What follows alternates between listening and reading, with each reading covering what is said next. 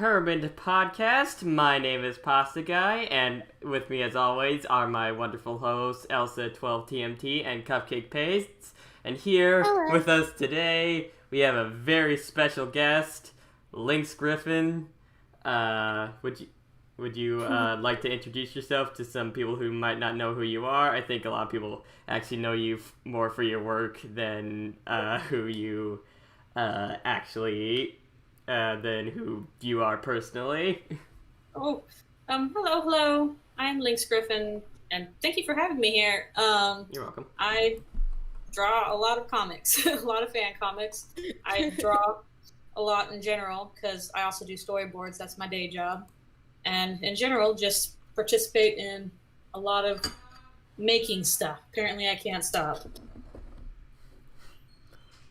Hey, no one's complaining, right? Yeah. Oh, my wrist is, unfortunately, but I'm trying to keep that under control. Yeah, I heard about that.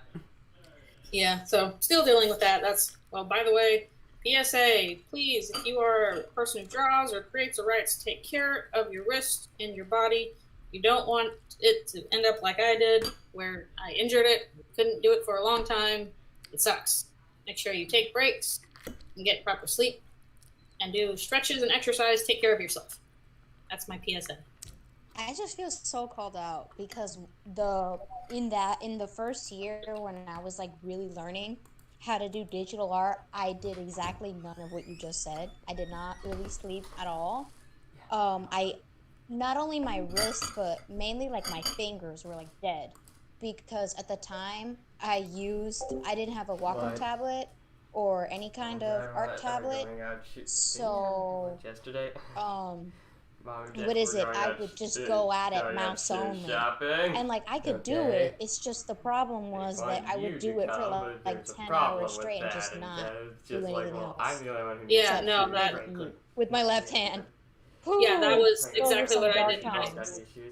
I was actually making an animation my senior year of high school, and I started out using the mouse to color every image because I was insane, apparently.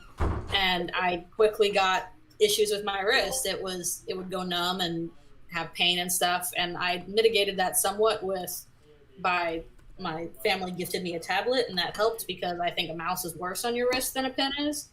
But I still deal with that problem today. And then last year I was just overworking, and there was been a slow buildup, and I injured my wrist, and I could not draw. I could not work for a long time, and I had to do a bunch of therapy, and I still do this stuff today, where I limit how much I draw per day, and that was because I didn't take care of myself. So that's why I put that out there. When you're young, do that now. Take care of yourself now, so it does not become a problem in the future. There are guides out there for stretches you can do. And again, take breaks and rest. It's very important because it really sucks if you suddenly find out, wow, I can't do this thing that's super important to me. My passion and stuff. Yeah, just the thing I do for work and also for fun. Yeah, it's like, oh, my career and my hobby. I suddenly can't do either of those. This is soul-shatteringly horrible. And very luckily, I was able to go to physiotherapy and massage therapy and get that taken care of. But I know it's kind of a serious thing to start out with, but it is a thing I'm still dealing with today. So if you're young, please, when you're drawing, do not do it for hours and hours at a time. Rest, take breaks, do exercises, do stretches, walk around, do all that stuff. Like what I've just been doing since I injured myself is I draw in half-hour blocks. I'll set a timer. I'll draw for half an hour, and then as soon as the half hour's done, I'm like, all right, stop, get up, do stretches, and do that for 5 to 10 minutes, and then I'll do another half hour. And working in those blocks I found is actually pretty helpful. Well, thank you for Treat your wrist with the respect it deserves. Yes, exactly. It's your only body, take care of it. Yes. Yeah, you don't get another one if you break it. Yeah. Alright, well, we have a list of questions that we're going to ask you and stuff throughout this thing. And we also have the chat, which will probably ask you a couple of things. Yep. Chat. Alright, so yes, we can see this chat. Psy H and we see what you guys are saying. So if you have any questions, be sure to put them in the chat. All right, good. Yeah. This is interactive for a reason. We're doing this for you, dang it. Alright, so first question we have is probably one of the most basic artist questions we can ask is what art inspired the way you draw now, as in like what art inspired the way you do your art style and stuff, because it's actually pretty unique in the Undertale fandom, where it's more like anime-esque and stuff, while your thing is more like genuine Western cartoony. It's always so funny to be like, oh, your style's so distinct, because I'm like, it is. I always just feel like it's an amalgamation of just stuff I picked up that I liked, over the years. Just like, I think if you want to, get into a style that you really like, just expose yourself to as much as possible, because then you're going to get a wide variety of, art influences you like. So I'm like, well, I grew up on Disney, so there's probably a lot of Disney in there. But I'm like, okay, there's lots of artists that I like whose work, I might have copied or, referenced or influenced that just kind of seeps into it. And I'm sure some of it is just work stuff too. Like, I am positive that after working on My Little Pony for years, all my characters got bigger eyes. Big anime eyes. It just kind of seeped into my own style. I'm like, I think I do want my eyes bigger now. I wonder why that is. Oh yeah, ponies.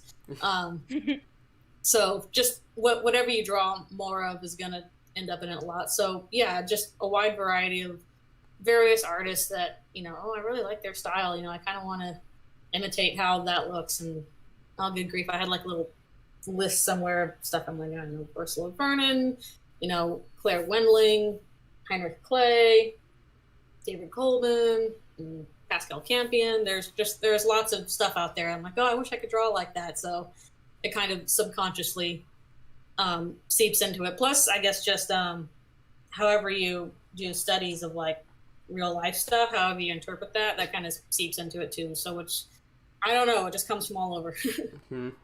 Like you listing out all those like famous animators and stuff, and me being a normie, not knowing anything about that, I'm just like, those are sure a bunch of people you just listed.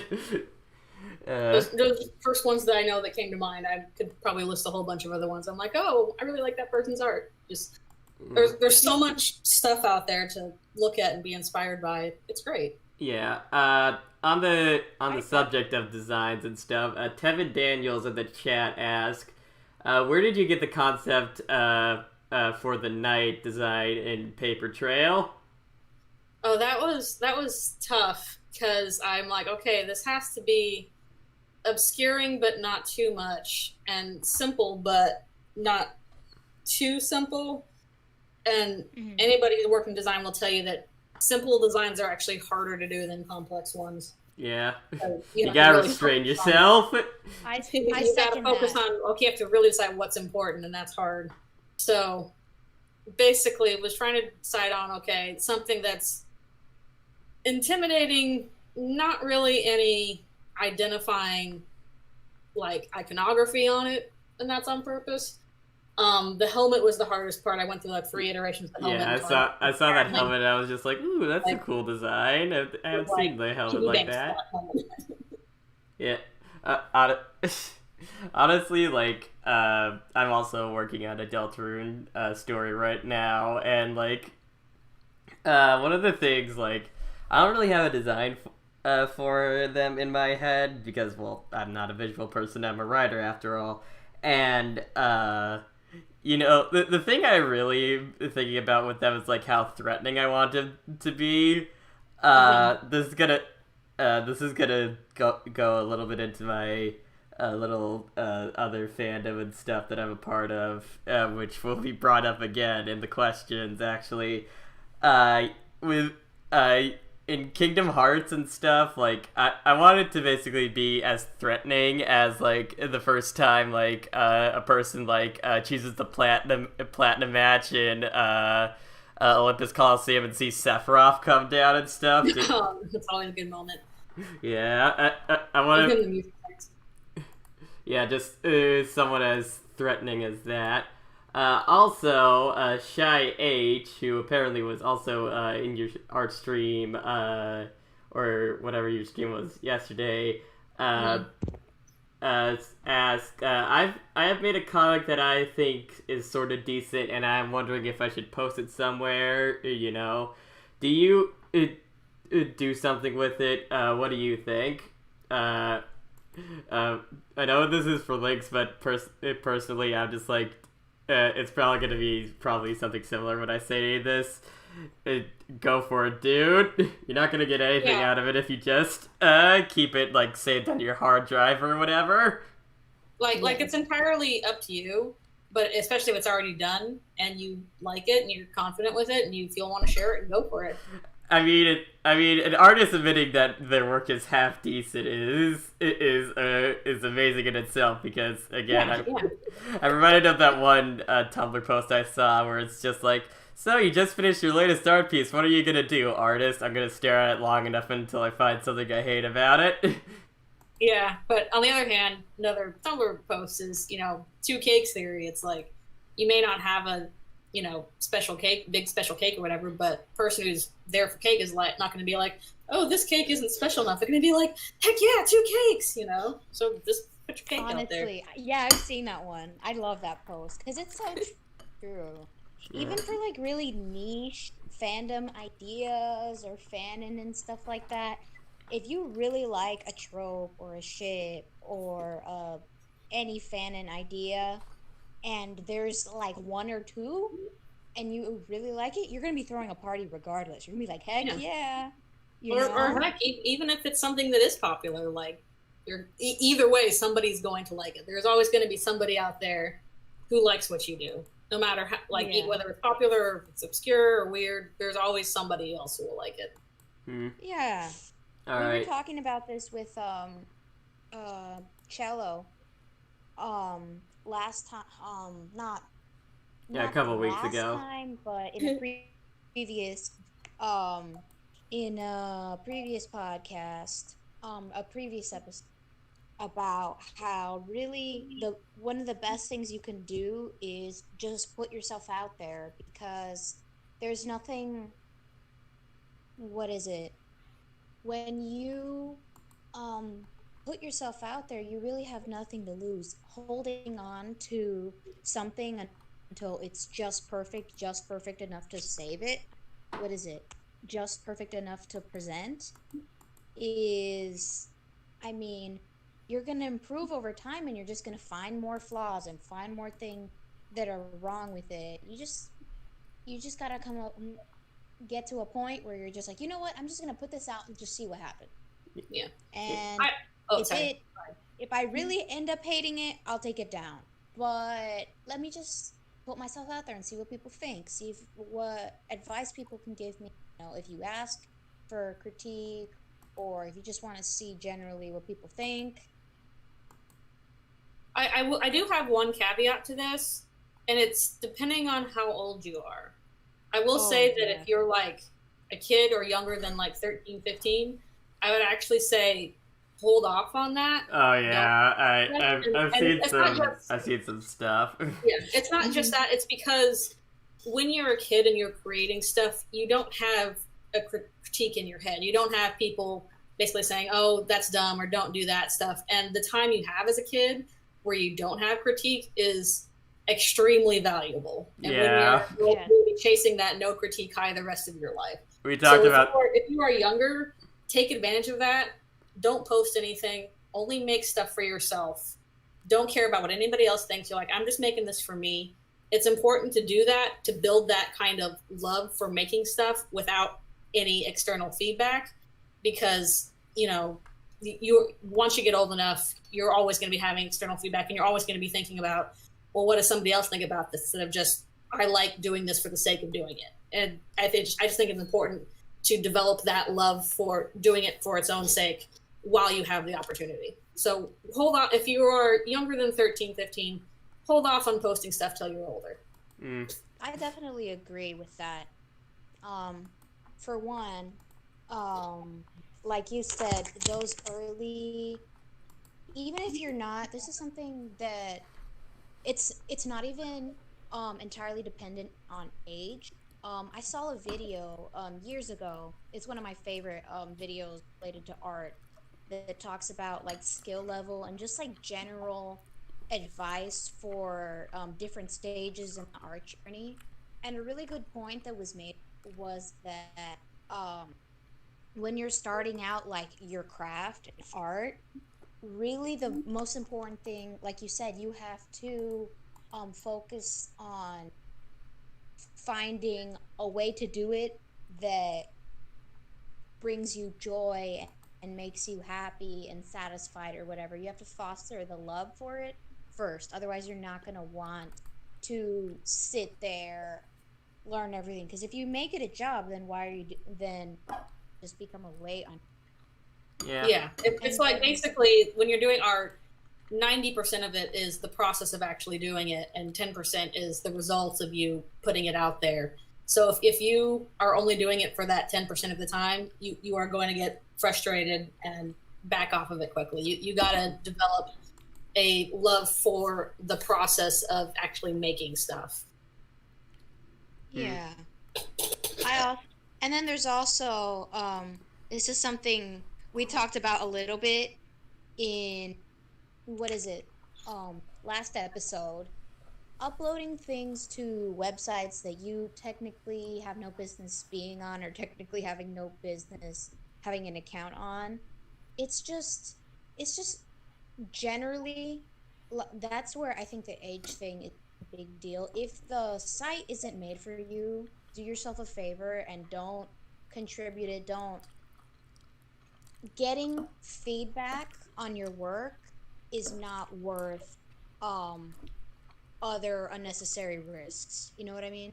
Yeah, and it's also a thing of like, it's not that you're not a good artist if you're younger or whatever, we don't trust you or have skills. It's just kind of like when you're putting it out into a wider space, you're kind of automatically comparing it to like people that have, 10, 20 years experience on you. And like, that's not a fair comparison. You shouldn't be comparing yourself to people that have way more experience and putting that extra pressure on yourself when like, no, of course you're not drawing at this level. You literally have not been able to put in enough hours yet because you haven't been alive that long. So like it basically, I also think that, just keeping yourself, it's not a matter of, oh, boohoo, you're not, we don't trust you or anything like that. It's just for your own sake to keep yourself in a mentally healthy place. Like, don't compare yourself to like a much wider pool of art out there, because you're going to be like, oh no, why can't I do it this well? Excuse me. Oh, shoot. Water down the wrong pipe.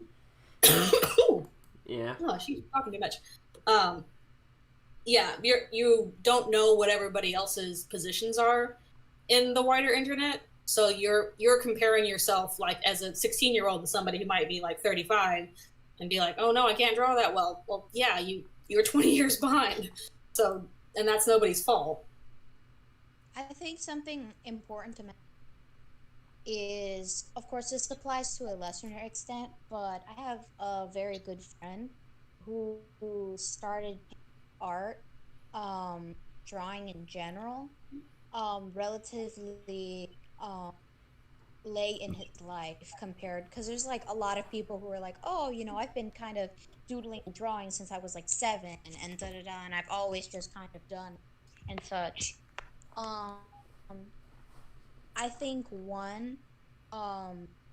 like I think there is like a little bit of like maturity that you have when putting your stuff out there, because really you should be able to enjoy the creative process, and like we said, foster like a love for it first, but also even if you're at a point like in terms of maturity where you can put your stuff out there and you're all right with comments and critique and stuff like that, it's also, even if you're late to the party, you've been around for a while but you just haven't been around in the craft, it's okay to it's important to remind yourself that to a certain extent, age doesn't matter.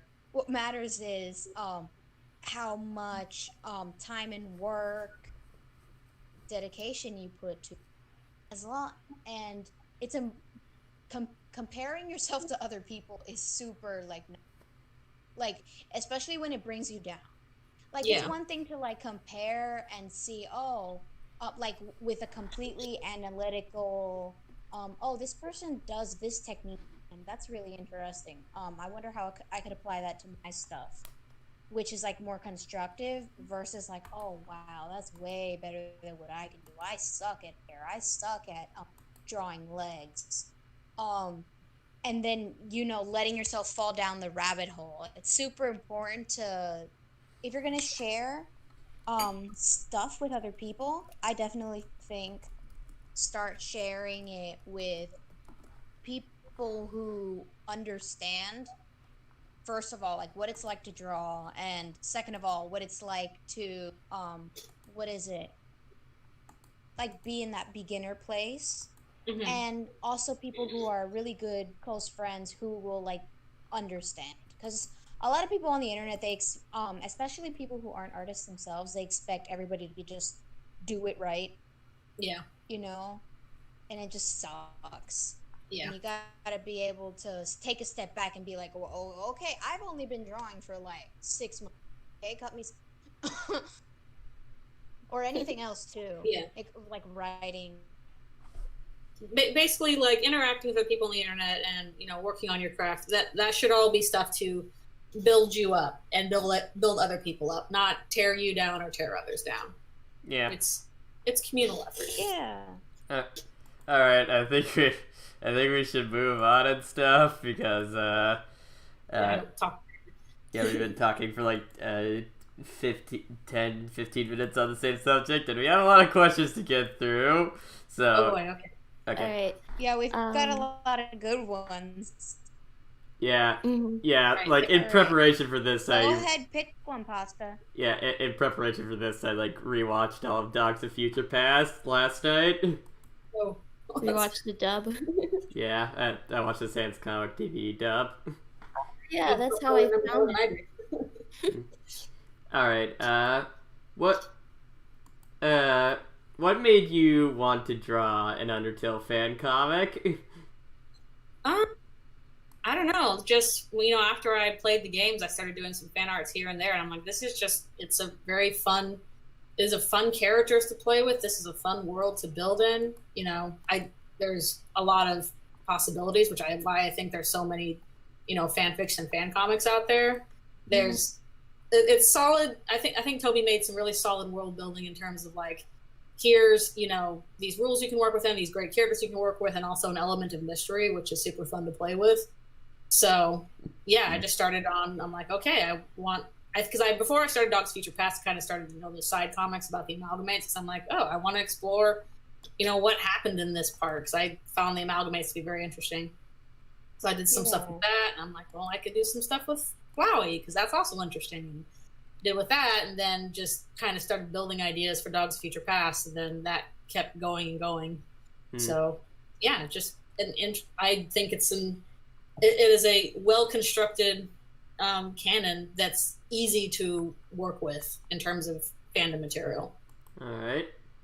Honestly, I agree 100% with. Yeah, Undertale has a lot of potential. That's probably why it's been able to, stay around so long and be relevant. Yeah. I will say another thing. I think the reason why that there is so many fan comics out there is because the character designs for Undertale are very simple, very easy to work with. Well, yeah, so, they are from an 8-bit. They are from an 8-bit game after all. Yeah, exactly. A lot of interpretation. So like, you know, a live action show where you've got a likeness to work from, that's way harder to draw a lot of consistently. Whereas very simple characters, simple shapes, easy to interpret in a lot of different directions, that's appealing for a lot of artists. Yeah. I also think the fact that there's like sprites and like this weird disconnection between the battle sprites and the overworld sprites helps a lot, because there's like this vagueness to it. You can put your own take, you can have your own take on the character, and it's still it's still It's still recognizable. recognizable. You know what I mean? Yeah. Yeah. Just seeing all the different designs and stuff are just so interesting. Like the way you draw, say like a character like Sans or something is like completely different from how say like someone else would a lot of the time. Even if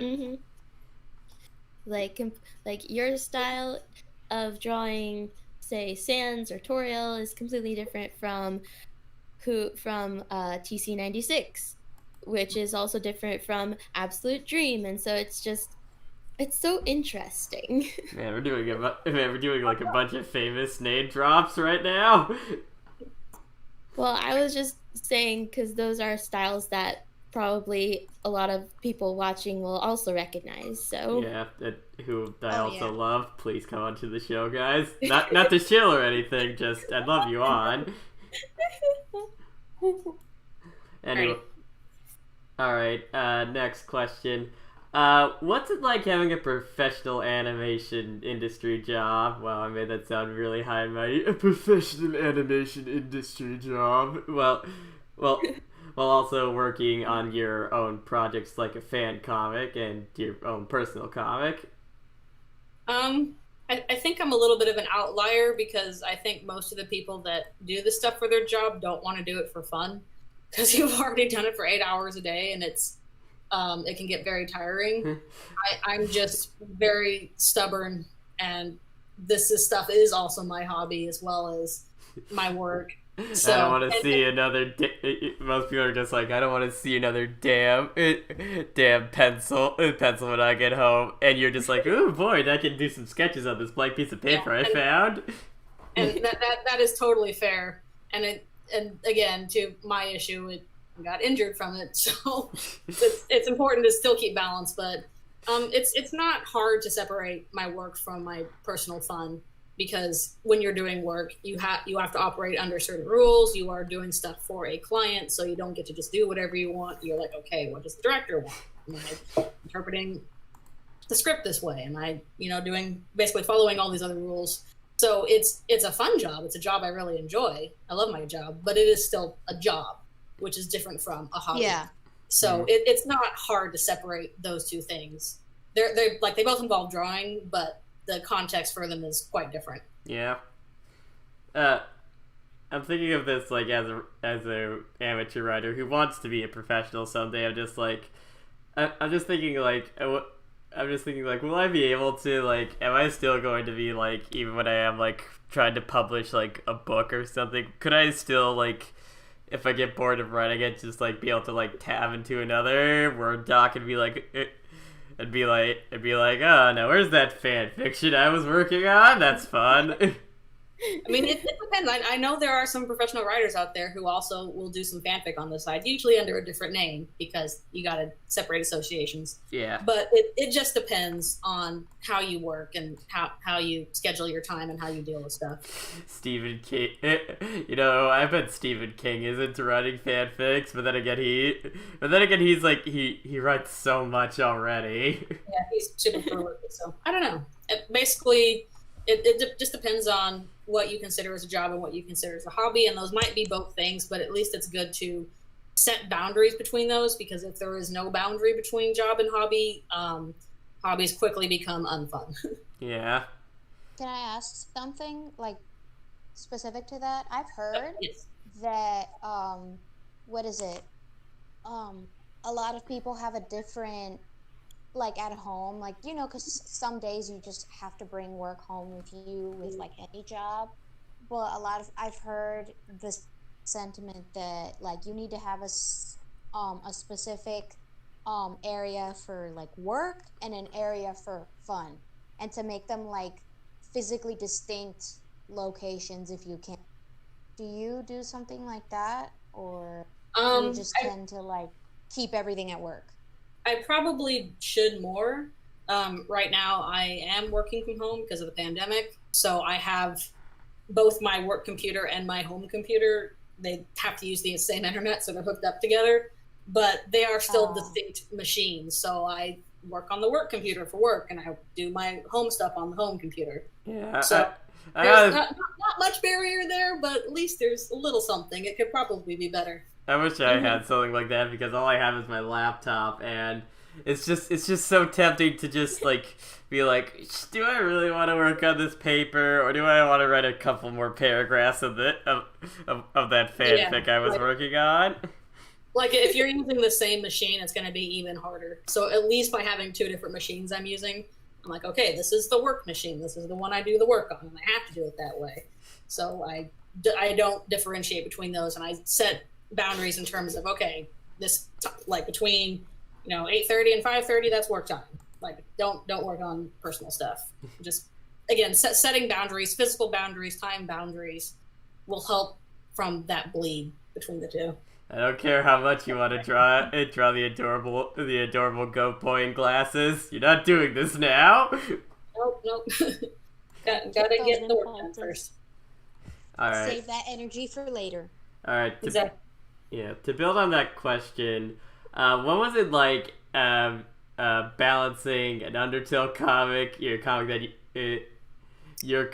that you've been working on personally, that being the Skybox, and your professional work all at the same time at one point? Well, again, may not recommend that, because I eventually ended up injuring myself. But I don't think most people do this. I am just extremely stubborn and compartmentalize a lot of my work.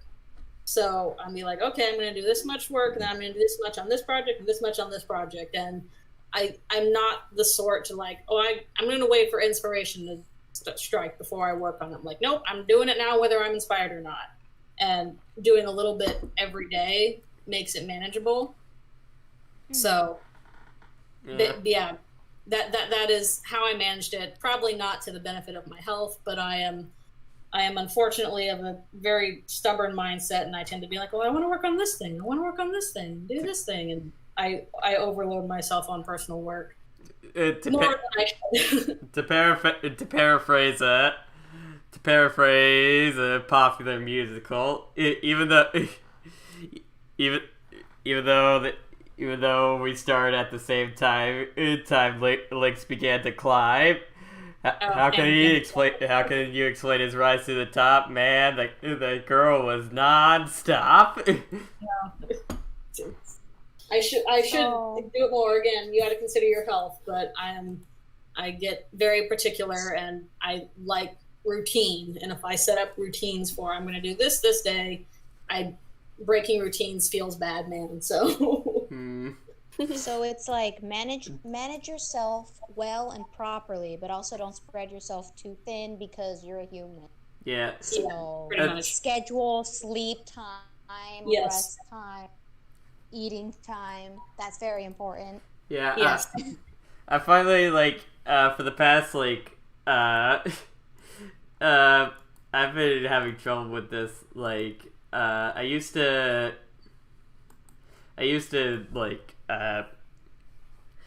should know this. When you first start to create stuff, actually, when you can just spit out a new chapter or whatever, or a new comic page in a couple of days or two and stuff, and it's super exciting and stuff. But after a while, when it gets longer and longer into whatever you're working on, it becomes more and more of a chore, because you're just you have to consider everything you built up on and stuff. And I had a problem with that, where at the start I used to be able to put out chapters every week or 2 weeks, or hell, even sometimes just 5 or 6 days after the last chapter. But then it started to get slower and slower, and it eventually came to a point which the Deltarune fic that I just finished, the third chapter was in April, the last fourth chapter was in July, and I was just like, okay, I'm doing something wrong, because I used to be able to write a lot quicker and stuff. Yeah. And I was just like, okay, I actually finally made like a schedule for myself. Like, okay, I'll give myself like how many or so days to get this scene done or whatever. And yeah. Trying to evenly distribute that with all the scenes, like giving myself like 3 days on on like a few scenes, giving like a day on another scene and stuff. And I want to get back to be able to be like, it's like, oh, it's the end of the week, time to post that chapter and stuff, and not be like, it's been 3 weeks, why haven't this chapter been finished? I feel so bad. Yeah, it's like you got to get past that honeymoon period of, oh, I'm so excited about this idea, I want to work on it all the time, and eventually that's gonna run out, and you'll still have to do the work for it. So I just find that, okay, it doesn't matter how I'm feeling, I'm going to do a little bit on this every day. It doesn't have to be like big chunks, just a little bit every day is progress. And progress gets finished eventually if you just kind of make it part of a routine, however you're feeling. And that's kind of what you have to do, because you can't be in that honeymoon period forever. Yeah. Mm-hmm. All right. Well, yeah, I can, what is it? Maybe I'm a bit late adding this piece in, but I remembered that, years ago, like when I was in middle school, I had a lot of projects that I was like, oh, I want to start doing that now, and I'm going to start doing this now. And I did it a ton and a ton and a ton. I had like pages, like I just had so much work done for it. Mm-hmm. But like almost nothing else in my life had like any work behind it at all. Like it was just ridiculous. Like I had terrible grades, terrible mental health, terrible everything, except eating, because I didn't really get a choice in that because I lived with my parents. And they just forced me to come anyway to eat. But child, you need sustenance here. Here you go. Sustenance. Anyway, what is it? And so the thing is, I actually had to, similarly, except the only difference was it wasn't like a physical injury. It was more like a, I guess, like mental injury in terms of neglect. I wasn't taking care of myself properly. Had to stop pretty much all my fan work to like look at myself and like fix the things in my life that needed fixing. And now that I'm done, for the most part, think I can confidently head in, but this time, you know, I'll watch myself and make sure I don't go too far down the rabbit hole. Yeah. Okay, good. Yeah, just it's fun to have the energy. It's just got to be sustainable. Mm-hmm. That's the basic conceit we could get out of a lot of this. All right, next question. What was it like to actually get a professional animation job after being just a regular online artist? Considering it's the goal / dream of many online artists to be like, yeah, one day I'm gonna work on a show like My Little Pony or Steven Universe. I don't know. It didn't feel super real. I mean, before I was doing storyboards, I was actually working on different shows as a background artist, which was not what I wanted to do. I wanted to be a storyboard artist, but I also super needed a job. And I was like, and I knew people who were like, hey, we need somebody to do backgrounds for these shows. So I'm like, I can draw backgrounds. I'll do it. So I did that for 2 years. And then when that stuff was wrapping up, that was when I was able to jump to storyboards. And yeah, it was just weird starting out, because I'm like, oh, this is a show that I really liked, and now I'm doing it. Mm-hmm. But as you get into it, you're like, this is just people, and they're making this stuff, and we're all trying to do the best we can.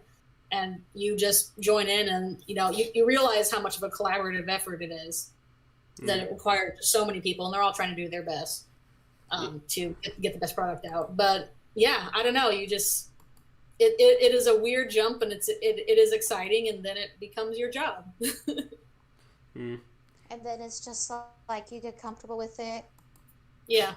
Like I don't know. I'm trying to think of like a comparison. Like if you had to, I don't know, like if you're like into fashion design or whatever, and you get this like famous client, or it's for a really special event, and there's that temporary, oh my gosh, I got this job, and then you like slowly calm down, and then you get to a point where like it's just another day, another client, another something to do. Yep. There is a period of excitement. You get excited about it. And then usually once you're actually doing it, you're like, okay, I was asked here for a reason. And that reason is I have a job to do. And so you do it. Do the thing. Yes. Yeah. All right. So that ends the like specifically artist slash how you deal with workload and stuff section, and now we're getting more into the actual Undertale themed questions, aka stuff about Doc's Future Past and Paper Trail and stuff. Yes. Which I have a whole bunch of, so I hope you're ready. All right, I am too. All right. First question, which is probably the simplest question I can ask on this. How did you come up with the name Dogs of Future Past? Oh, I was considering a number of names, and eventually decided on that one because it's a pun on Days of Future Past, which is a X-Men story about time travel. Yeah, specifically going back in time into a different body. So I'm like, it's that, but dogs. It's funny. So the I like the way it completely sounded over my head. with that one. Personally, Nice. The reference like way over my head. Yeah, I mean, they had a whole movie about it. Yeah. I haven't even read Days of Future Past. I just knew, oh, that's an X-Men thing about time travel. So I thought it was funny, and it felt different enough. So I'm like, okay, let's do that. Yeah, it's not something Tail like 99% of the other AUs, so I'll go with it. Yeah. Yep. Back to the Future. Someone was like, Back to the Future, and it's just like, was there a pun from Back to the Future on that? Like Back to the Dog or something? Oh, there might have been, but I can't remember what it would have been now. It was years ago, so I forget all the possibilities I had, but there might have been Back to the Future pun that I was like, it doesn't sound as good as Dogs of Future Past, so. Back to the Dog. Alright, your Undertale work, especially Kara's and Flowey's origin stories, have been really foundational to people's interpretations of characters in the fandom. How do you feel that your work has been so influential? Oh, I don't know. It's weird because I don't feel like I've done anything different from other people, which is just try and look at what's in canon and be like, okay, why did this happen? How did this happen? I think this might have happened, and then just kind of put it out there, which I know a lot of other people have done too. So I don't know. It's weird. I guess it's just in how it's presented or something. I don't know. I would think it is presentation, since I mean, there's no denying that your skills that you use in your day job are there, and being a storyboard artist is a lot about, visually presenting and figuring out the best way to convey an idea or a plot or a concept. And so not only did you have really cool concepts and really like once it really checked out and it's like, oh yeah, I could definitely see that, but you also presented it in not just an understandable way, but also like a really entertaining way. It's just a very pleasant comic to read, and it's not like long text where, like, to a certain extent you have to be able to tolerate reading large passages and like analyzing them and da-da-da. But with like comics, especially comic dubs, since we do have a lot of comic dubbers in this fandom, you can kind of just sit back and like let it happen and just like soak it in. And I think what happens is more that people just start to associate the general positive feeling of Undertale, not just with the gameplay itself, but also whatever fan works make them feel most like immersed into the world. And I think yours is like awesome. Yeah, yours is like the most like if your works are like just like I'm just like God, this could have just come right out of Toby Fox's head if I'm being stuff because they're so creative and just explore the world in such interesting ways and I'm just like God, I wish I could just have that certain sense of like same tone and stuff that the original game has. Oh, I always still feel like I'm off of Toby's because he's got this sense of humor that I wish I could replicate. It's just so particular because every time, like the first time I played Deltarune, I was just like, oh, this is so funny. I'm laughing so much. I wish I was this funny. So I mean, there were points like I watched the comic dub with my brother last night because he also really enjoyed the story. And we were laughing at a couple of points, especially from like the really crazy absurd stuff, like that time where Frisk, Flowey, and Greater Dog are all freaking out about being in the small dog body and just being like running in circles, and Sans and Papyrus being like, I swear that dog gets more crazy every day. I'm glad my brother was watching it with me a couple hours ago, and he lost it at that part. He just thought it was so funny. Oh, I'm glad. I'm really glad. He's never read the comic before, and I'm like, hey, I want to refresh on this. You want to watch with me? He's like, sure. And he liked it. He's probably gonna ask me to have him watch the rest of it. I do agree with the point that I'm like not saying, oh yeah, you're not funny because I think you're pretty funny. Like, yeah, I do too. You know, thank you. I just think that well, first of all, fan work to an extent, just simply because it's being created by a different person than like the original creator of the work. It's always going to have like a different flair and a different flavor to it and a different approach in a sense. True. It's always gonna it's never gonna be exactly the same, and trying to imitate it, in my opinion, going into the project thinking I'm going to make this seem as much like the original as possible in terms of presentation is what is something that like holds a lot of people down. Like I'm all for like conceptually like thinking to yourself, okay, this is what happened in canon. I think this will fill this hole nicely. I think this will fill this hole nicely. But what makes something really appealing is seeing the original kind of way of showing it. In my opinion, one of the things that really appealed to me about Dog's Future Past, because it was actually recommended to me by a friend, what appealed to me was that it was like a question that for some reason nobody thought to answer and somebody decided to answer it, you know? Yeah, I think like all great fanfics like start with like one single question. It's like it could be either like something like that goes like what if and stuff, which is a start to a lot of them, but there are like sometimes where it's like or it's just like, oh, why didn't they fill in this hole? I'm gonna fill in this hole, why not? Yeah. And then it ends up being like the most epic, interesting. Like if it was like a tooth, right? I know this is like so random. If this was like a tooth with a cavity, the person's like, okay, so I'm just gonna get some like solid gold poured in here, mm-hmm. And it ends up being like this really legendary piece of work. Oh, I like that analogy. Legendary tooth. Yes, right? Very tooth filling. I know, like.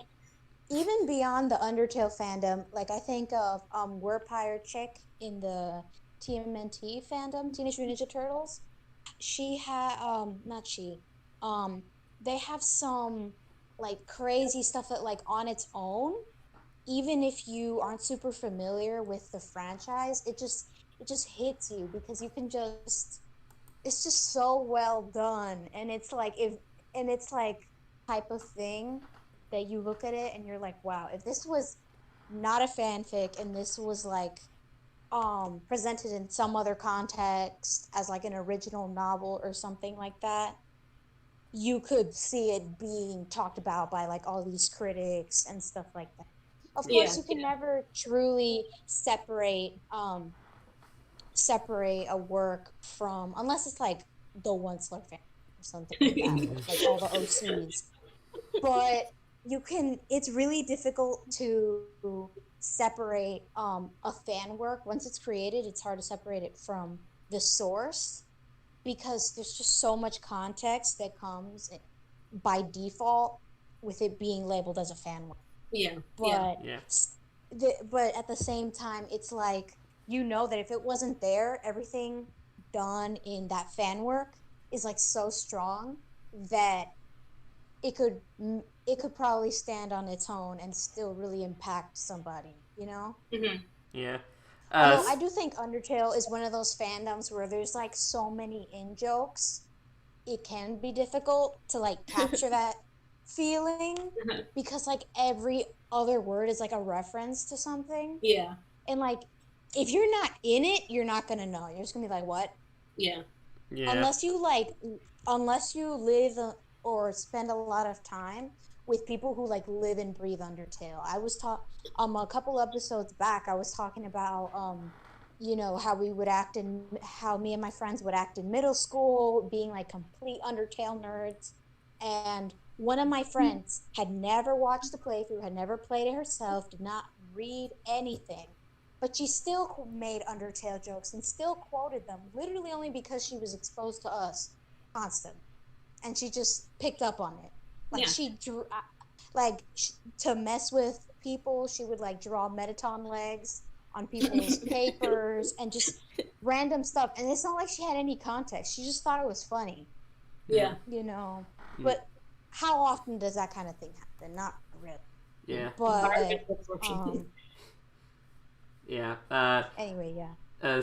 Super NG like actually has a quest for me, Elsa, and Cupcake, which is actually, while you guys are answering that, I will be right back. So go ahead and answer that while I. All right. The question is basically, this is a question for everyone else running the podcast. Have y'all read Skybox yet? I've been meaning to. I haven't yet, and I feel bad because Lynx has worked on it so much, and it's her own original story and everything. And it's one of the few actually like internet webcomics that actually bothered to finish itself.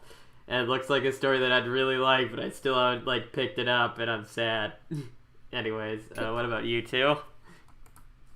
I haven't yet, but like all of my time is just I feel like constantly week after week all of my time is just being drained away, and I am not sure like when I have time to do things anymore.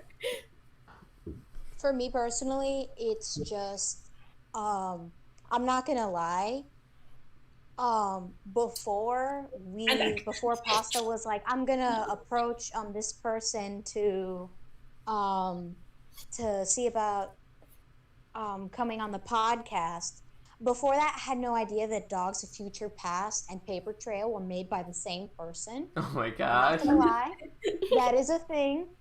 Because Dogs of Future Past was recommended to me. I went to the page and I went to the Tumblr page, click, read the whole thing in a sitting. You know what I mean?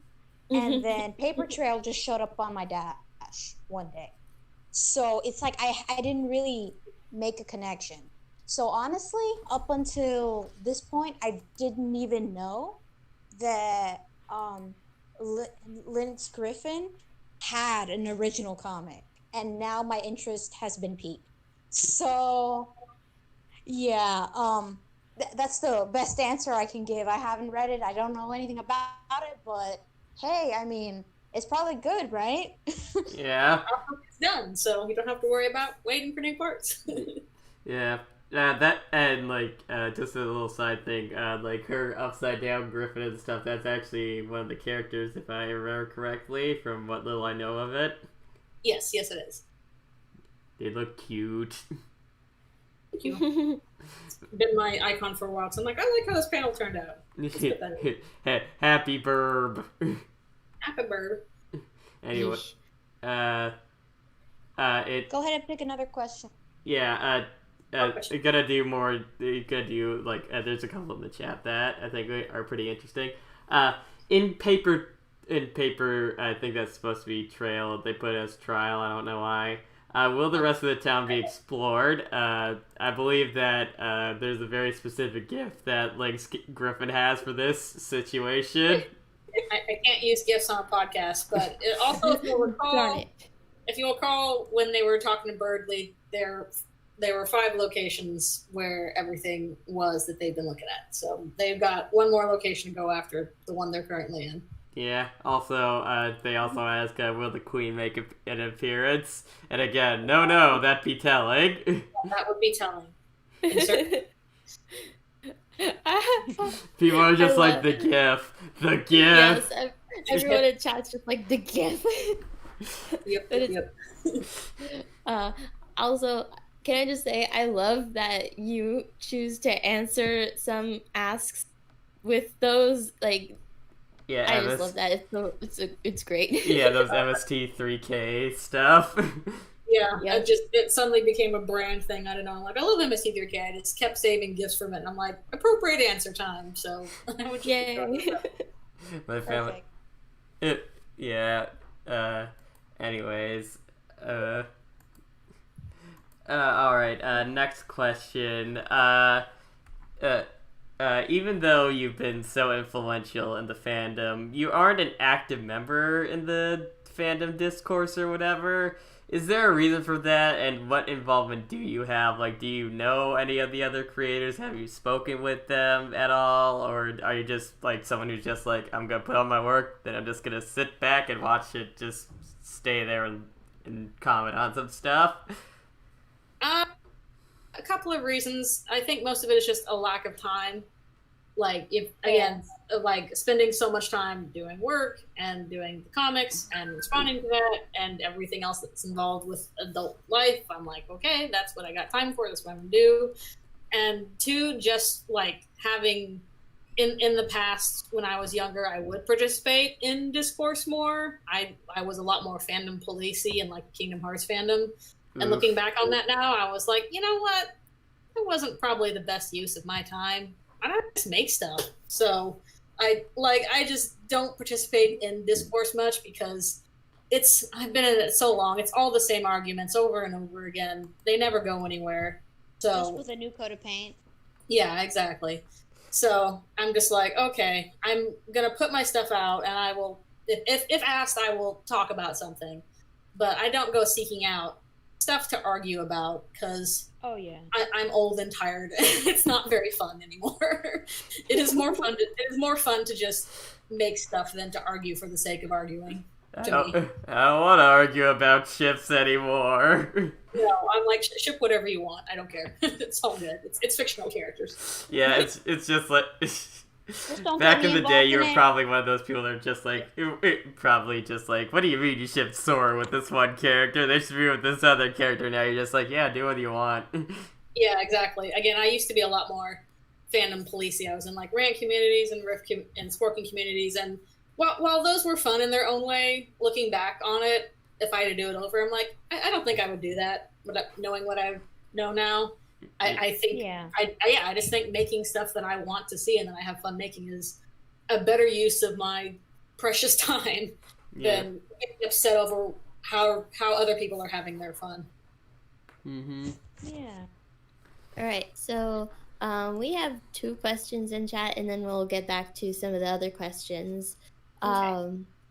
So first one is from Demophone, which is, what are your honest opinions on AUs of AUs?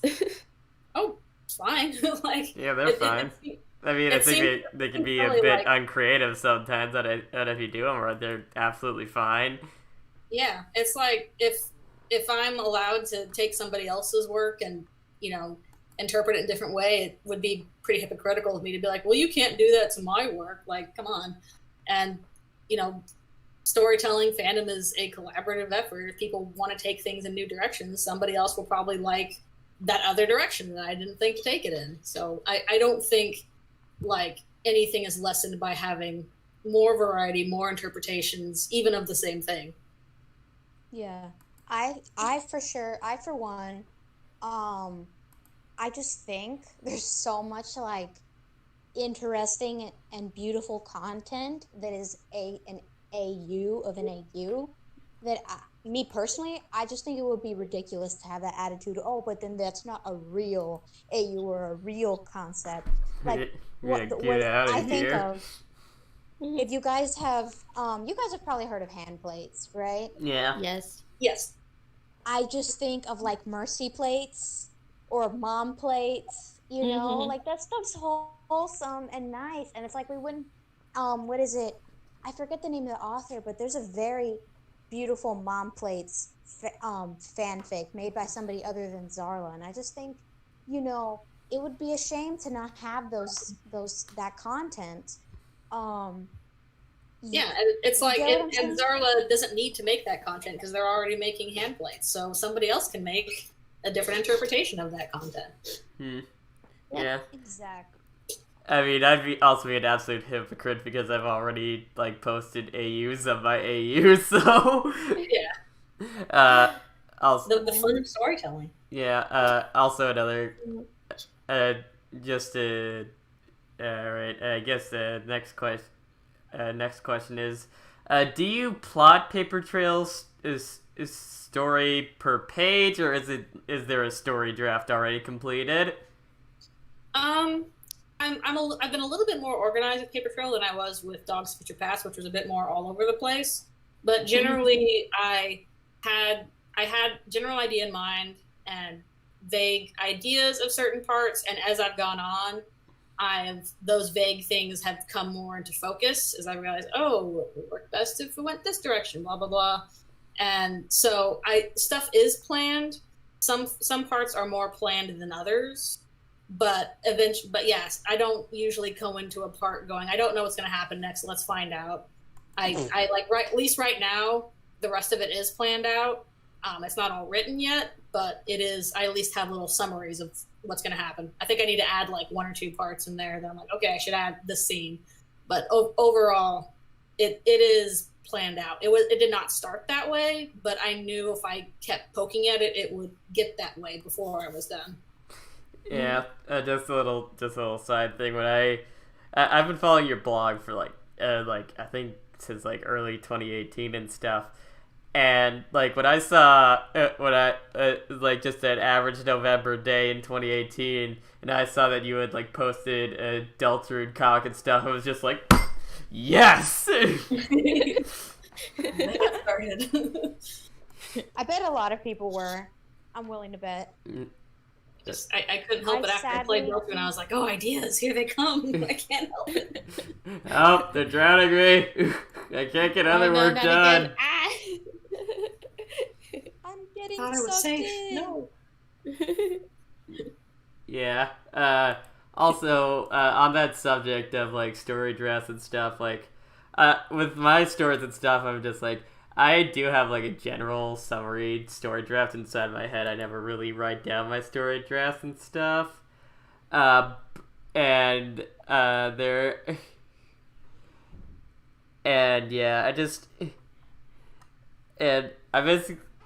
basically like with the story with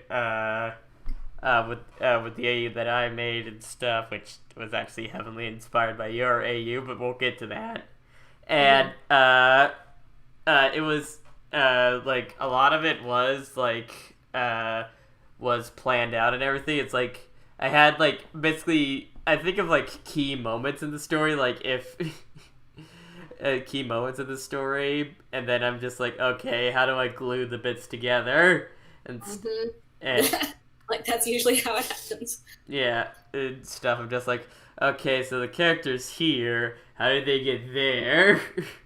Yeah, just stuff like that. For me, like for me, it's usually visual scenes of you have a very strong visual idea in your mind, and it's like, okay, I know how this looks. Just got to get to how it builds up to that.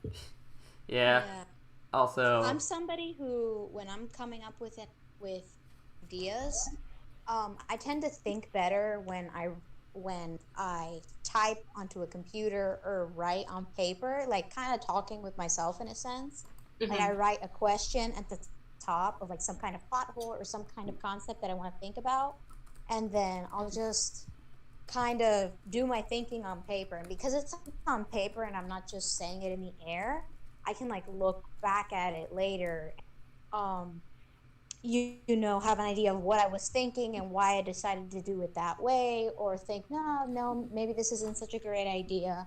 I'm personally someone who I like to have a rough, not outline, but like a very like loose idea of the different sections and the different things that is going to be going on, because like in regular everyday life, I'm somebody who loses track of things very easily, and so when I'm working on something, I gotta have like a map, you know, just so I don't go crazy, because it just sucks, those moments where you come up with a really good concept but you don't like write it down or scribble it on something or whatever, like let me get back to that or whatever, and then you like completely forget it. You're like, dang, this would be so good if I could just remember what that one thing was. Yeah, it's like you're traveling to a different state, and you're like, okay, I know I want to go to the state. I don't know exactly what roads I'm going to take to get there, maybe even which city exactly, but it helps to know which direction you're traveling in, even if you don't know exact routes to go. Mm. You kind of discover those along the way. Yeah, like honestly, like I'm working on a Deltarune fanfic right now, like I've been saying, and I just started working on it, and it's like the thing that happened with me earlier was that it's like, okay, so it starts with Chris waking up in bed and stuff, and basically the first scene of it is like them them wondering like why they're back in control and stuff after the soul has left, because they don't remember doing the whole soul rip thing first thing in the middle of the night, because that wasn't them, at least in my story, and yeah, and it's basically like, it's a simple scene like that, like them questioning themselves, but then I'm like thinking like, oh, well, now they're gonna have to do this like logically and stuff. They're gonna wonder like, maybe it's like I don't get it like I don't get like control and stuff until I like actually like get out of bed and stuff, because I didn't lose control until I actually like stepped out of bed yesterday. And yeah, just thinking about all those like logic things that I didn't really think in my draft and everything. So yeah. Yep. Anyways, let's move on. Do you have chat questions? No, I don't think so. All right, so in the Kara origin story, Kara and their family are part of a cult based around the player. How did you come up with such a concept? Oh man, I think it was just when I was first working that out, you know, I was trying to figure out, okay, Kara's in an interesting position where they definitely made a lot of choices that were outside of the player. Like before Undertale starts, they make the decision, okay, I'm going to help Monsterkind by killing myself in a horrific way, and then try and, you know, murder humanity, even though Asriel doesn't want it. So and Asriel talks about them, and, you know, all these ways of, you know, maybe they weren't nice, they obviously had some issues, but at the same time, at the end of the genocide route, like, it's clear that Kara recognizes the player and recognizes them for what they are, and both works with them and does not seem to like them very much. So it was me trying to work out, okay, you know, what basically would drive a kid to behave this way, like a little kid to behave in such a manner, but also kind of have this outside knowledge. And that was kind of my explanation for that, is they were aware of the player because they had heard about that raised growing up, so they were able to recognize that as a thing that they had learned about, heard about, but also was something that they detested. Yeah. And it was also based around a lot of again, trying to work out like what would drive Kara to behave this way. Yeah. And I didn't really want to go with the bog standard, oh, well, they were abused or hurt a bunch as a kid, because that kind of thing happens to kids all the time. They don't turn into horrible people because of it. You know, it didn't really seem fair to, you know, do that from based on that. And, but, you know, being raised in an environment where you're told by authority figures all your life that people are horrible and people deserve death, like that's going to mess you up some. Yeah. And, like, especially like the first scene with Kara just kind of lying in bed, terrified out of her wits, was inspired based a lot on real world accounts I've heard of people raised in like premillennial dispensationalist rapture theology households, of kids just like, yeah, when I was a kid, I used to lie there at night terrified that the rapture was going to happen and my parents were gone and I would be left behind. And that kind of irrational fear, even though literally nothing is happening, that can really, you know, hurt a person, especially a kid, was a lot of the basis for going in that direction with Kara. Yeah. Yeah. Me personally, as somebody who, what is it? I do have a religion or whatever. That I you know, I believe it, and I'm like, heck yeah, I totally agree with the things that have been outlined or whatever and such. But I've also had like experience from, I guess, like an outsider perspective, because my mom's been really good about, like, how do I put this? Not being what's that word? Like, just not being like super restrictive and like terrible or like abusive and stuff.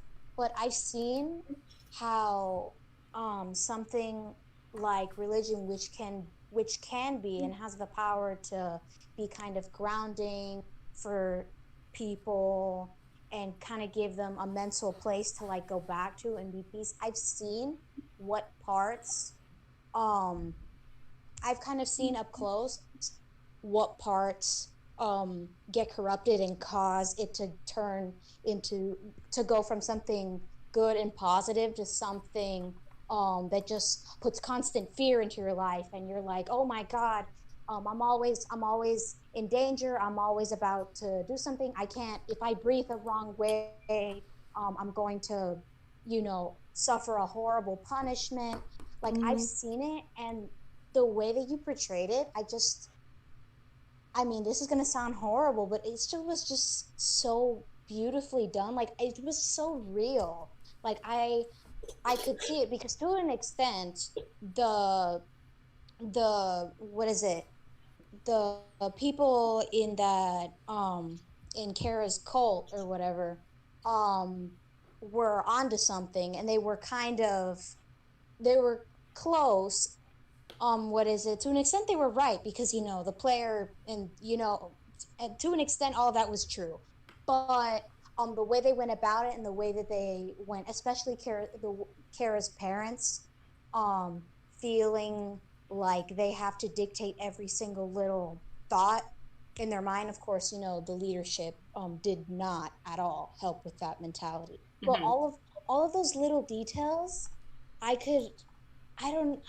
it was just like so well done, and I think that's part of why not only is it like a really interesting, fresh take on, well, how did Kara get to this point, but it's also a very relatable situation for many people, and it's something that it's easy to feel like you're alone in it. Mm-hmm. You know what I mean?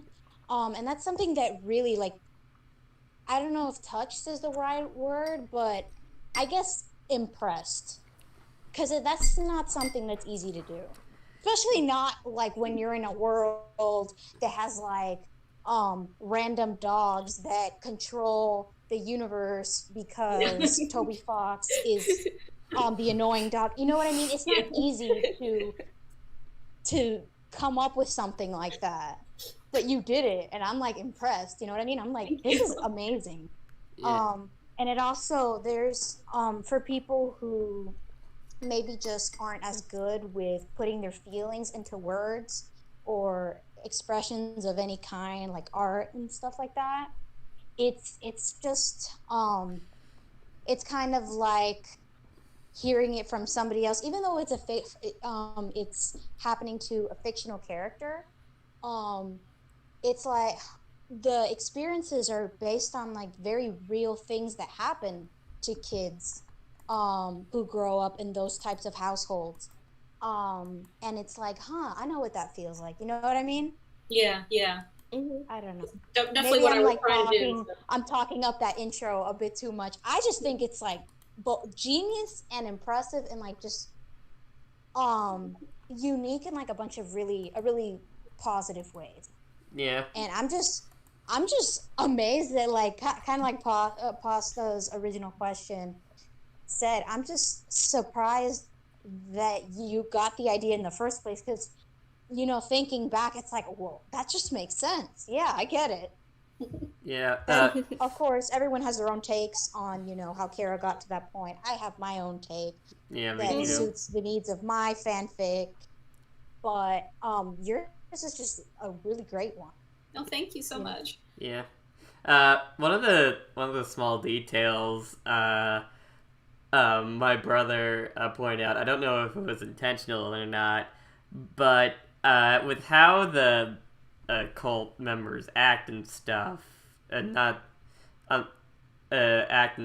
like, since their whole philosophy is that their life on this planet doesn't really matter until the player comes and everything, and since life is a game and everything, they've become more and more plain and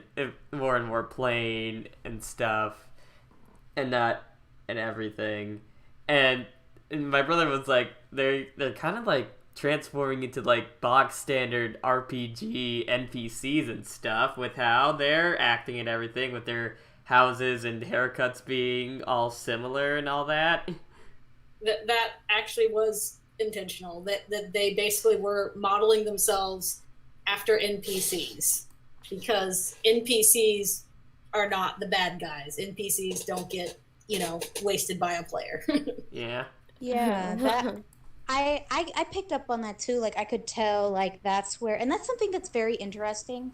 I'm gonna try not to go on and on about it, but I do think the turning point with when cults tend to, or a religious group tends to start forming into what could be considered a cult, is when they start focusing on conformity and restriction of like what is it, what makes people unique human beings. Because a lot of religions, like for example Christianity, that I can only speak about Christianity because that's mine, same with puts me. an emphasis puts an emphasis on everybody has their own unique abilities and talents, and everyone has their own gifts and different ways you can serve God and spread the gospel and stuff like that, where it's about individuality.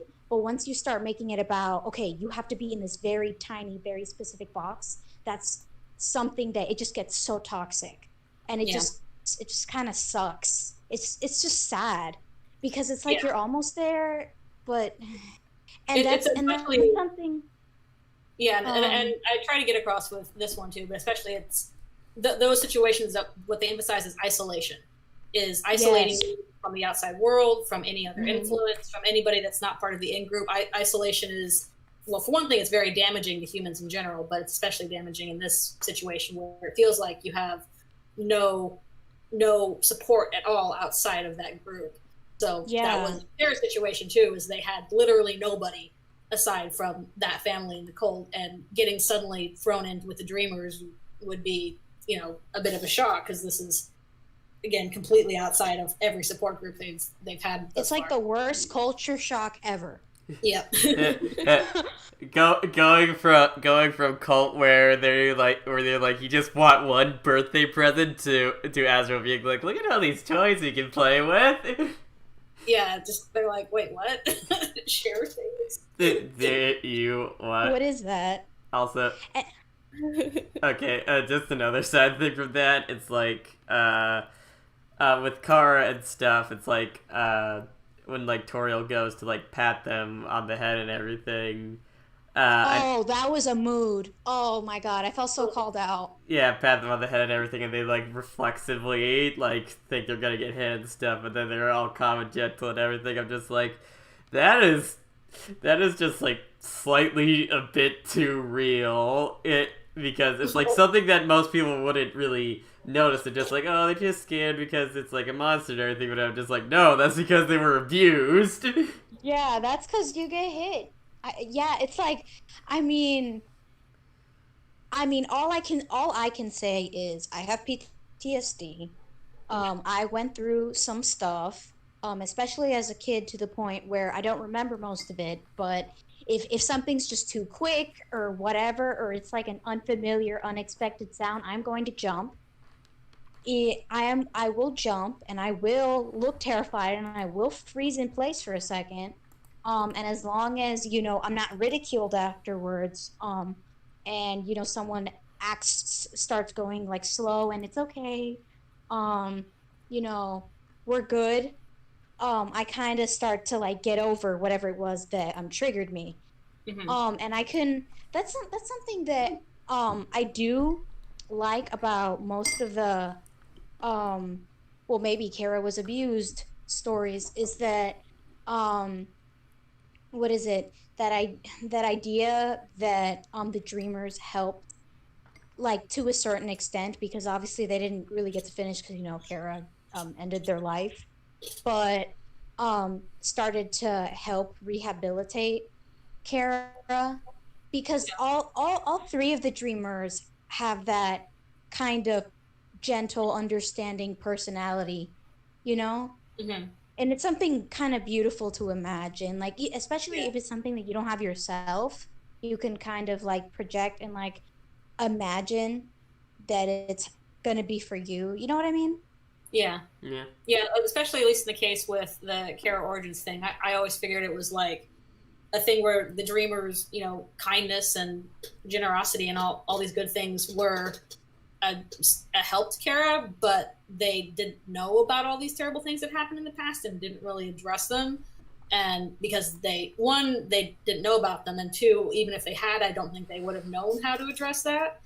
And that, I think, was the difference between Kara being able to live happily with Azrael for the rest of their lives, and then still being stuck on this hatred of humanity kind of thing that was, and also maybe also an attachment to the monsters enough to that they wanted to, you know, in their life to help them. Yeah. That they were basically they needed the Dreamers' kindness, but they also needed extra help that they probably were not able to get. Yeah. Mm-hmm. All right. From the chat, there's a couple of questions. Yep. At Lynxgriffin, well, they're very specific with this. What's your favorite Undertale / Deltarune fan theory?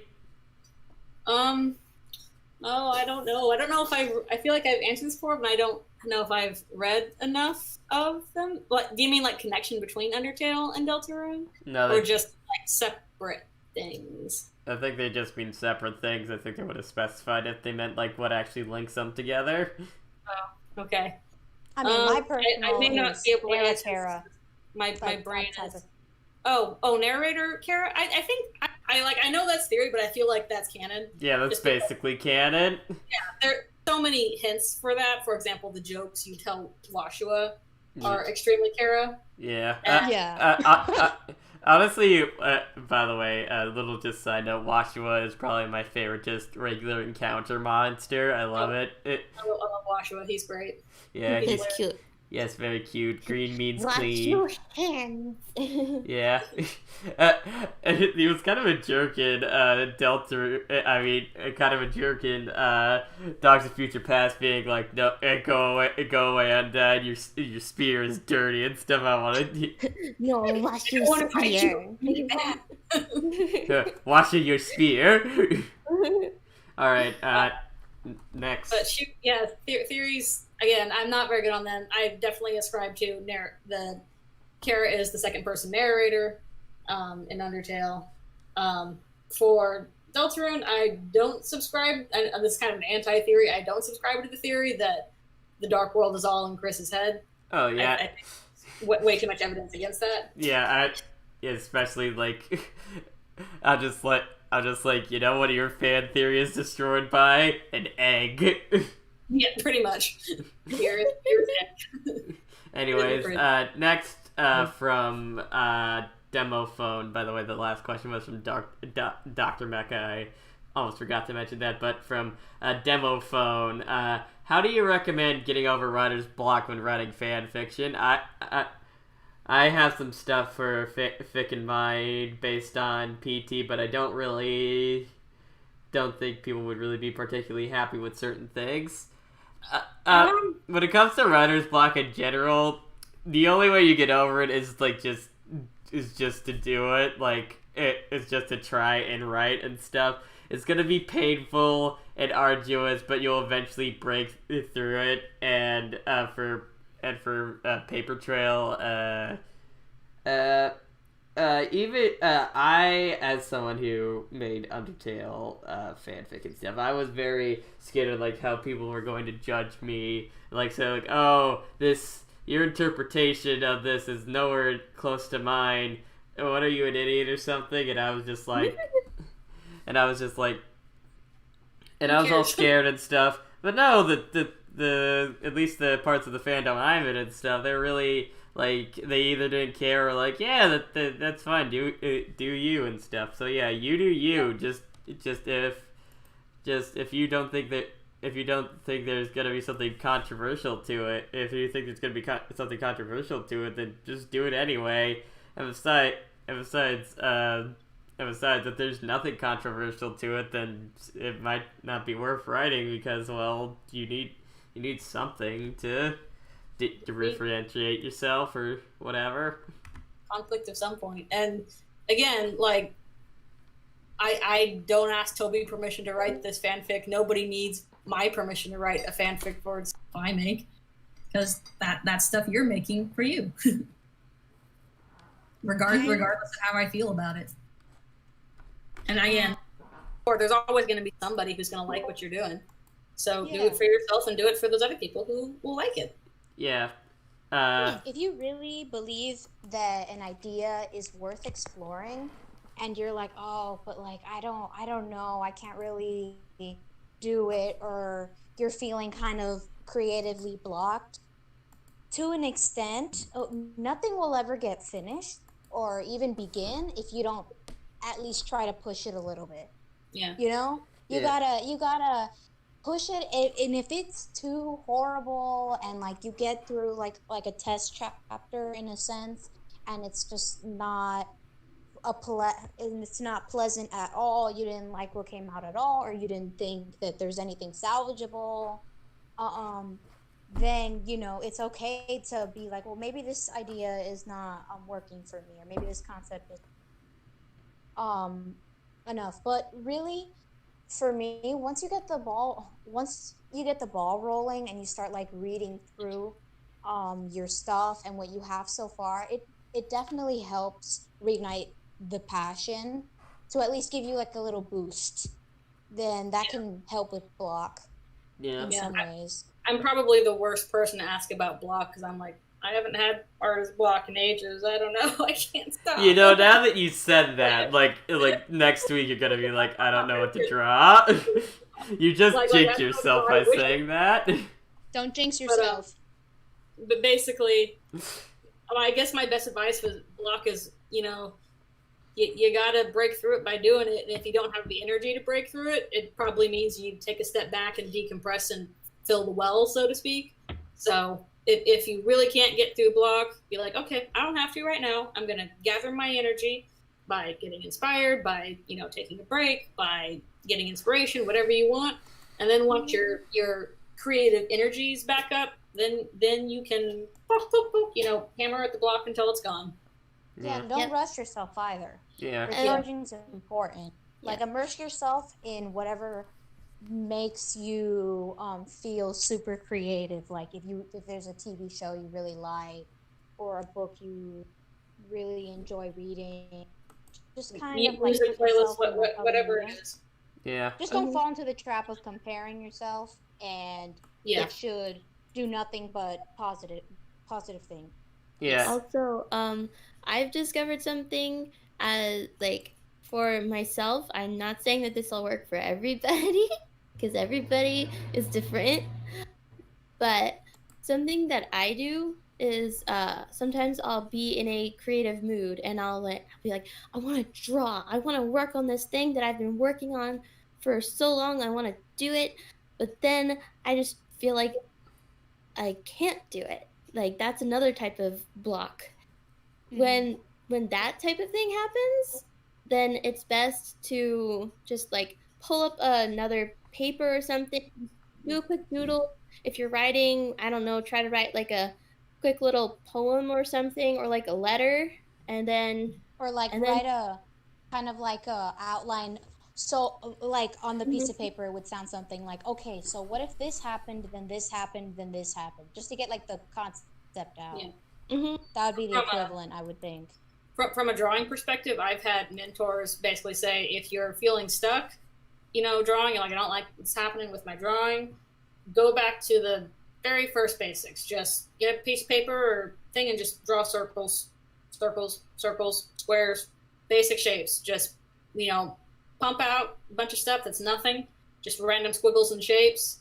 That's going to loosen you up mentally and physically, and you'll be like, okay, I feel, I've gotten out the crud. Now I can get back into stuff that I want to do.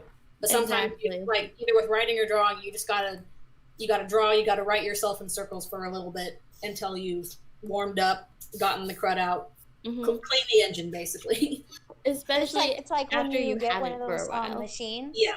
That I don't know if dishwashers do this, but that's what I'm thinking of. Where you like put it through, and there's like food and stuff stuck in there, and you're like, oh well, I don't really want to wash the next bit, because I don't want to get that stuff, that nasty stuff on my new project, or new project being the comparison. Then you like run it so that way it kind of like cleans itself, like it. Yeah, but basically, I feel dumb. I know there's a machine that does this, but no, I think that's a dishwasher. But yeah, basically just run things through on empty to clean out the gunk, and you're not necessarily doing something productive. But the productive thing is that you're giving your brain and your body and your creativity a wash. Yeah. Yeah. All right. Moving on. She-Ra, Princess of Power, the Netflix show, had a similar cult to it with Horde Prime and stuff. I don't know if you ever watched that at all or anything. I did just finish She-Ra, which was an excellent show. It was amazing. Oh, yeah. Cat Door was canon, which... Yes. Very good. Yeah. I like that. She has a similar... the show has a similar cult to it, which was personally based on the experience by the creator. I don't know if this is too personal to ask or stuff. Did you have any personal experiences that's inspired this kind of cult type thing? Not directly. I am Christian. I was raised in the church, and while it was probably not the most liberal church, it was definitely not a cult environment, because looking back on it, I can see, okay, there are times when this probably wasn't a good practice, but overall, it was not a cult environment. It was a church, which is, again, as we discussed, not an isolating thing. You're allowed to, interact and have normal lives and stuff outside of that environment, which I think is the biggest indication between religion and cult. So honestly, my religious experience growing up was totally fine. I know I've had friends who've had way worse than me, but overall, I came out pretty well. Actually, my parents work in that stuff. They work for church stuff. They work for school stuff related. So my relationship with that is pretty healthy, but I have done a lot of reading on the way more extreme aspects of Christianity, because boy howdy do they exist, and they are major problem. But just reading experiences from friends or acquaintances, reading experiences for people who are in those circles and study that stuff, and being like, this is basically doing a lot of reading and research on how people live in a way more restrictive, isolated experience, which is a lot of people's experience, unfortunately.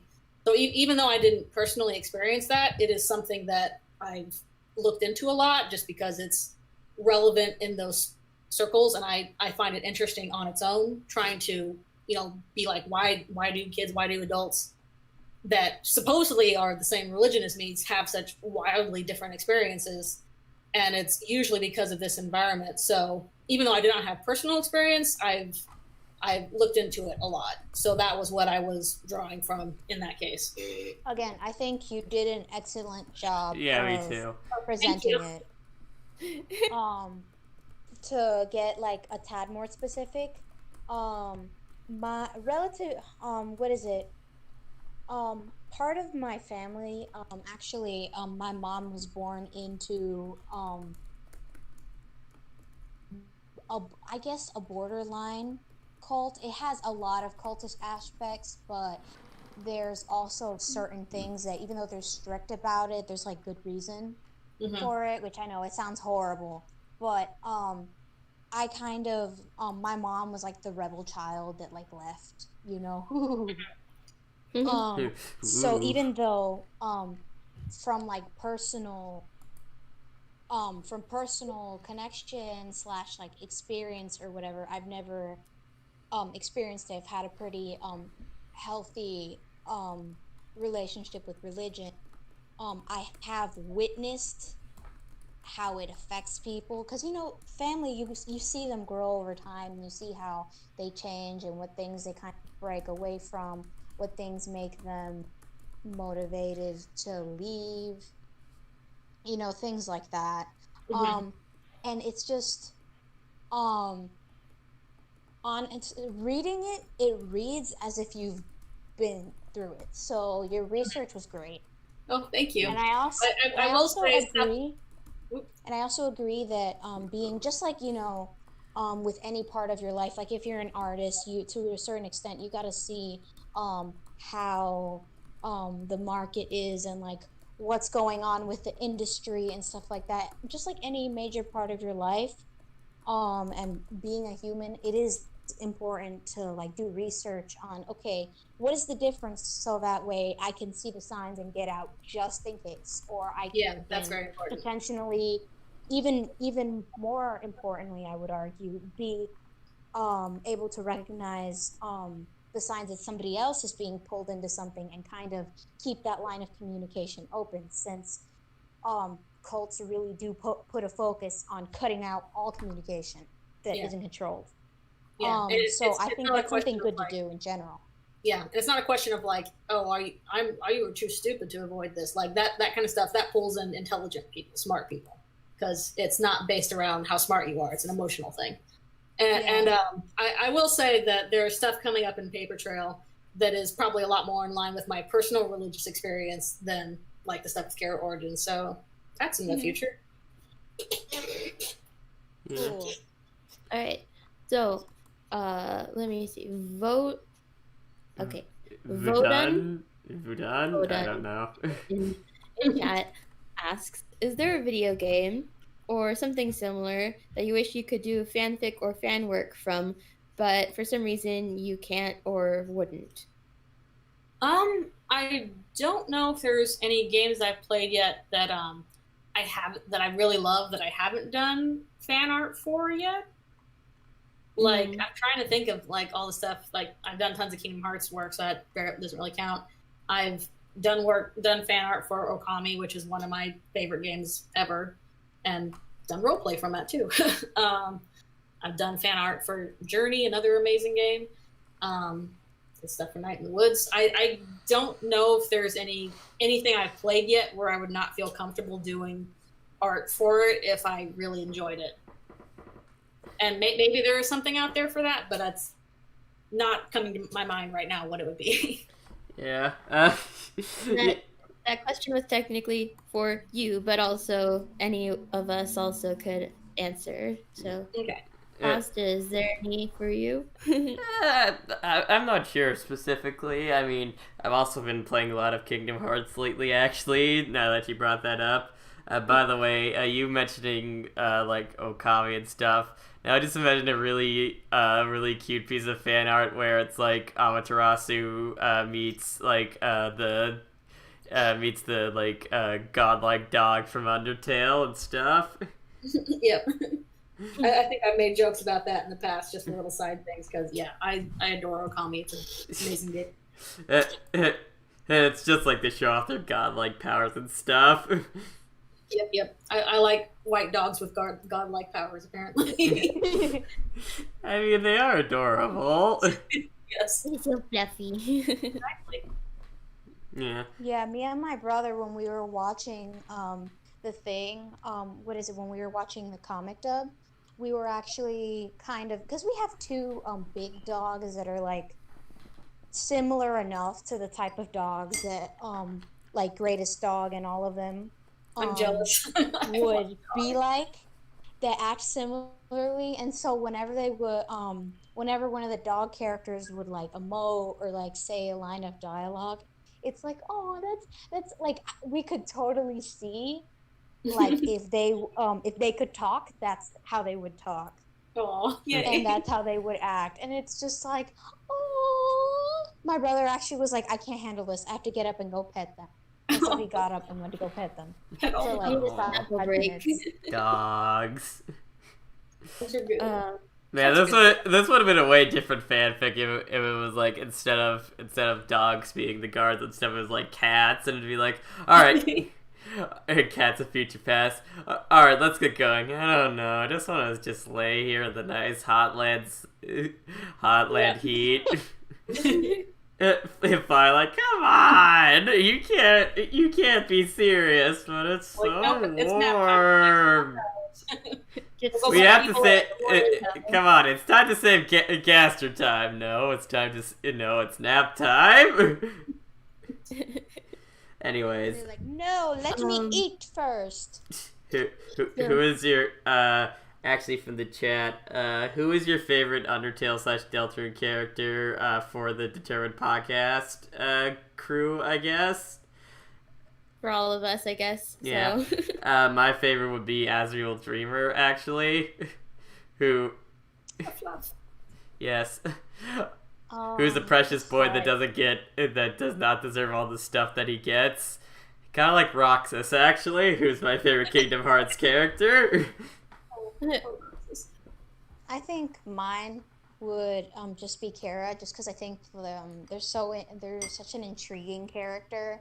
There's like what is in canon is like, ooh, that's gonna be fun to fill the blanks. But then, like we've been talking about, some people just fill the blanks in such an interesting way. So there's always something new and exciting to see. So like, also I can actually draw them. Yeah. So that helps too. They're checking all the boxes. So yeah, that would be my pick. Cupcake, what about you? So for me, like I have so many favorite characters. Pick 3 then. Okay. So for I'm gonna pick 2 for Undertale and then 1 for Deltarune.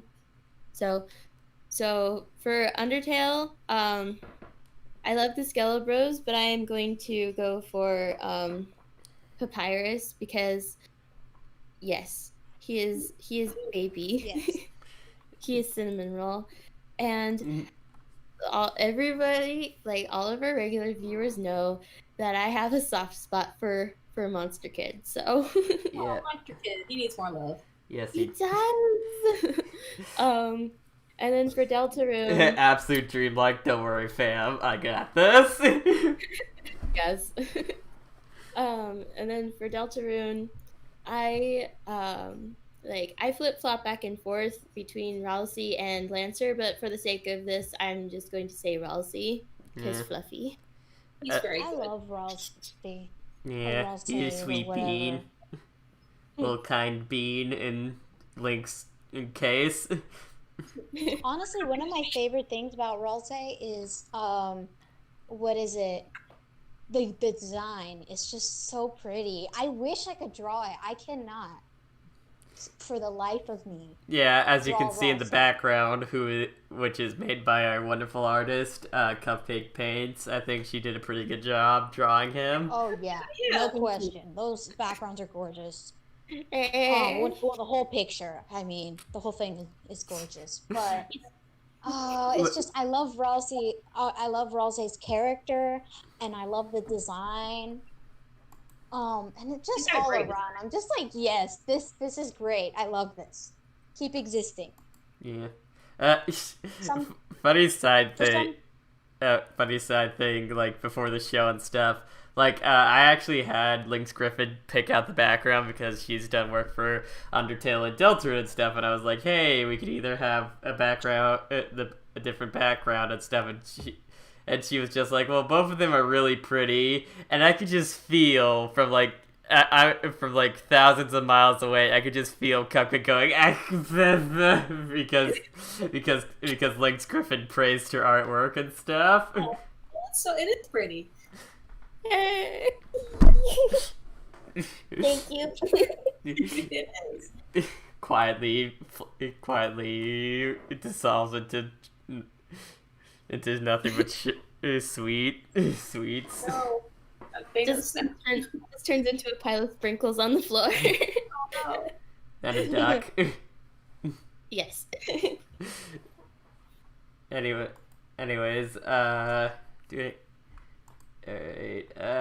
moving on.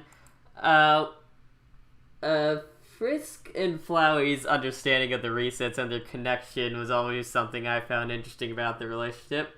When did you think they'd have a relationship like that, from your personal viewpoint? I don't know. I thought that would be an interesting thing to explore, because that is a extremely unique experience, which would probably be extremely hard to explain to anybody who hasn't experienced it, and they're pretty much the only two who have. So I feel like that is a point that they would connect on, even though they have approached that in extremely different ways. Yeah. That is still a unique shared experience. And yeah. I think that given the opportunity, that could blossom, maybe not into full friendship, but like into a relationship of mutual understanding. Yeah. I honestly think that Frisk and Flowey relationships and Frisk and Kara relationships, you know, they come with that kind of like we were talking about in a earlier episode when we were talking about Kara and Frisk's relationship. There's just so much that only those two would like understand / have gone through, especially with Flowey and Frisk having they've controlled the same weird power that almost nobody else can even like imagine what that's like. Yeah. You know? But Sans gets kind of close, but also like he still doesn't have all the actual info for it, so he's still coming into it as a bit of an outsider, even if he's more aware of that than other people. Yeah. Yeah. Which is one of the reasons why I usually ship Frisk and Asriel together after Asriel's been Flowey and stuff. Just saying, because of that mutual understanding. Mm-hmm. It is an interesting relationship dynamic that I think. Yeah. Just being able to understand. Especially because you have both of them have experienced having effectively the same skill sets / like power level or whatever. but Flowey thinks about it with like this very cynical, depressing kind of attitude, and Frisk is all about like potential and what it can do and like how far can we go with it, in like in a way to do good. Yeah, because at first, because even when I was rewatching the dub, I was looking at it, and Flowey really wasn't into the whole doing anything about it really up until he was like, oh wait, we could experiment with this and I could see something new happen and just kind of eat popcorn from the sidelines. Okay, now I'm on board. Yeah. Yeah, but at the end of the day, it's still kind of cynical, this will be funny if you fail kind of outlook. Yeah. Whereas Frisk was like, yeah, I want to save everybody. Yeah, I like they're approaching almost from opposite ends of the scale. Whereas with Frisk, even if they've done a lot of stuff before, they're still coming in fairly new to the experience. Whereas Flowey has literally done everything, so he is basically on the end of existential boredom. Nothing matters, it's all stupid. So the idea of, finally something I haven't experienced yet would be interesting to him. Yeah. One of the funny things, like, you talk about, like, in one of the pages and stuff, this little side thing, it's like, Flowey taught himself every different font or whatever, and it's like, I'm just like, I think an extension of that would be like he taught himself like all the human languages that he could, and he had the time. So yeah, and I was just thinking like that would be really helpful for Frisk, like with her ambassador work. Like, just imagine like I need my flower interpreter here. Yeah, my flower interpreter. Like the Prime Minister of Spain. Oh dang, we don't have an interpreter. Yes, you do. What? I'm here. I would not trust him very much, though. Yeah, I'm travel. You'd probably be a bad interpreter because for funsies he would say things wrong, but yeah. He says he wants to destroy all of. He says he wants to destroy all humans and put monsters in power. Fine, that's not what he's saying. I know, but I had you going for a second, didn't I? Yep. My thing. This is like so random, but my thing is this. It would probably be hard to like travel internationally with with Flowey, because people wouldn't be sure if he's like a passenger or like a plant. No, they're not sure what to classify him as. Like, would he get his own seat? Yeah, just him in a carrier like a dog or something. Especially because like there's like special like fees or special locations where they put like luggage and stuff, but then there's also the fact that some countries don't allow like plants and animals, and it's like, okay, is he a plant? Is he an animal? What would he be counted as a noxious weed? He gets to spend like 3 weeks in customs. Yeah. Oh my god. Look, I'm telling you guys, I'm not any sort of drug or anything. Now just imagine like Flowey in the carrot case. Flowey. Medical Flowey. This is my medical Flowey. Yeah. Now just imagine like him with the like dog carrying case and stuff, and he's just like, what did I ever do to? Oh my god. What? And, like, he's in the cargo hold and everything, and he's just like, what did I ever do to deserve this? Pets. Wait, don't answer that. Oh my gosh, with all the pets, and then they just look at him, and he's like, and he's by himself too. He'd probably be like giving them all nasty looks, like all the animals, and of course the animals don't know any better. They're just, existing. Don't you look at me, you dang mutts. Okay, now I want to draw that so badly. I know. I want to write a story about it. That's what I want to do. Go for it. The Adventures of Flowey and the Airport. I can't. Medical Flowey's Flow. ultimate enemy, customs. Medical. Yes. Oh Oh jeez. Anyway, that was a fun tangent. Let's go back to a question. Yeah, let's go back to a question. How did you come up with the concept of the main story of Dogs of Future Past, Chris going back in time to save Gaster from the time machine experiment and such? I'm trying to think. I think it was just one of those what if situations of, again, I was always interested in the amalgamates. So I was like, okay, would there be a means by which you actually could go back and save Gaster if they were not, out of the underground same time as everybody else? And it's like, there is the idea of separate save files. We see Flowey's using like file 1, file 2, file 3 for the souls he has. So it's like, well, maybe they could, what would happen? Would they be able to borrow a soul for that? And the amalgamates were kind of the solution for that because they're unkillable. And it just kind of grew out of what ifs involving, Gaster is always very, I think the reason why everybody plays with him because that's a very fun mystery to play with. Yeah. But I included the amalgam because I always found them fascinating. So yeah, it just grew out of what ifs they were able to actually take out and one of the souls from the amalgams. What could you do with that? Yeah, the amalgamates and stuff. It's like one of the most interesting concepts of the game, and it's like a lot of people just do absolutely nothing with it, yeah. And just the way you used it was just so amazing and stuff. Thank you. Yes. For all of you playing at home, take a shot every time one of us praises Lynxgriffin's comic. Use apple juice or something though, because I don't want you to get drunk off of this. Don't sue us. Please don't. Play at your own risk. Yeah, stay hydrated. Use water or something.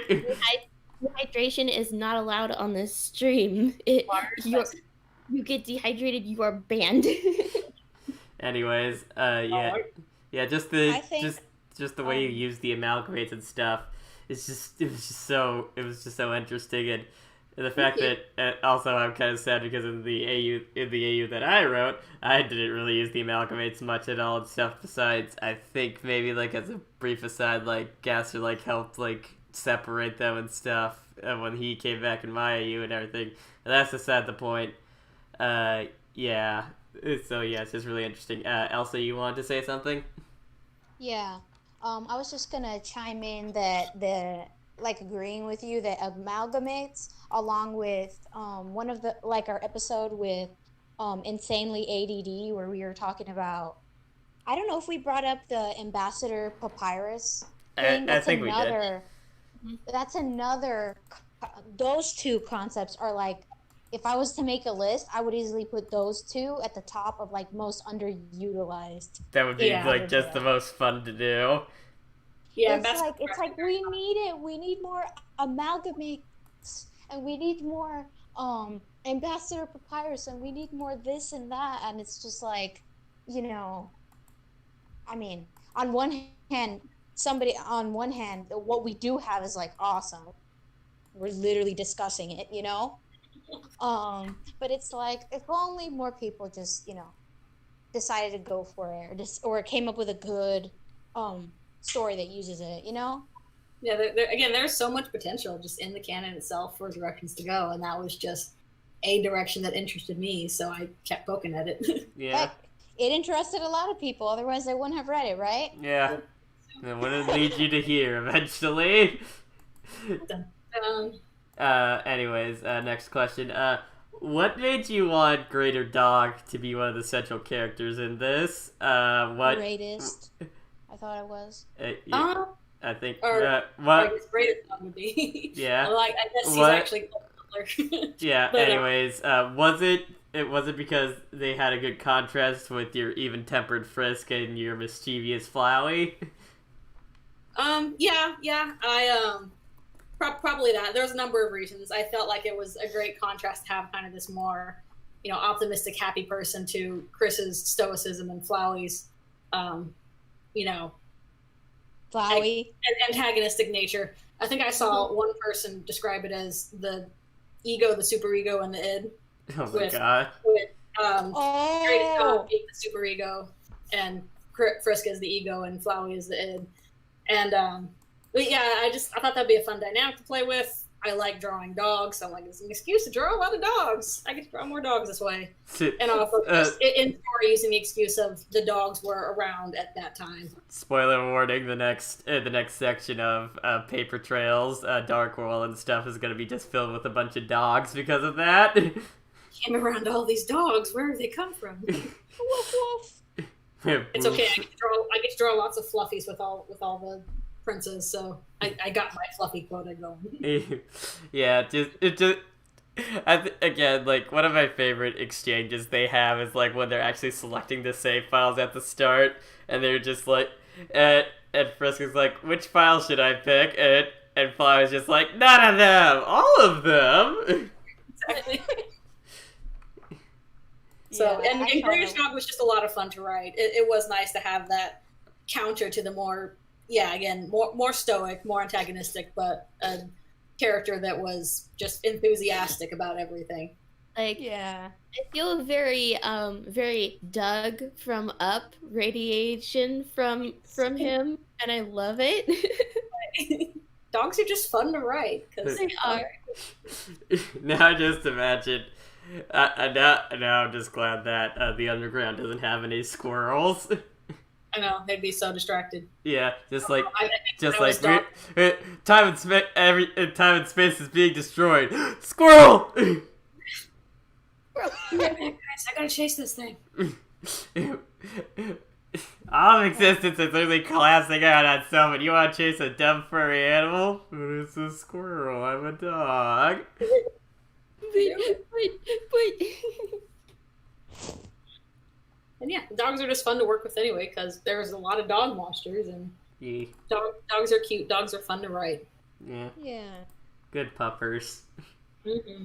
Anyways, all right. This is one that I've been wanting to ask for a while. Ever since I read this comic, actually. Were you inspired by A Dreamer Reborn, the popular AU, with Kara taking over Frisk's empty body in Dogs of Future Past? I ironically was not. I have read some of Dreamer Reborn, but I don't think I had read much of it at the time that I decided to do that in Dogs of Future Past. So I think that was just coincidence of us having the same thought process of, well, Frisk's not there, Kara might be there, and I mean, great minds do think alike.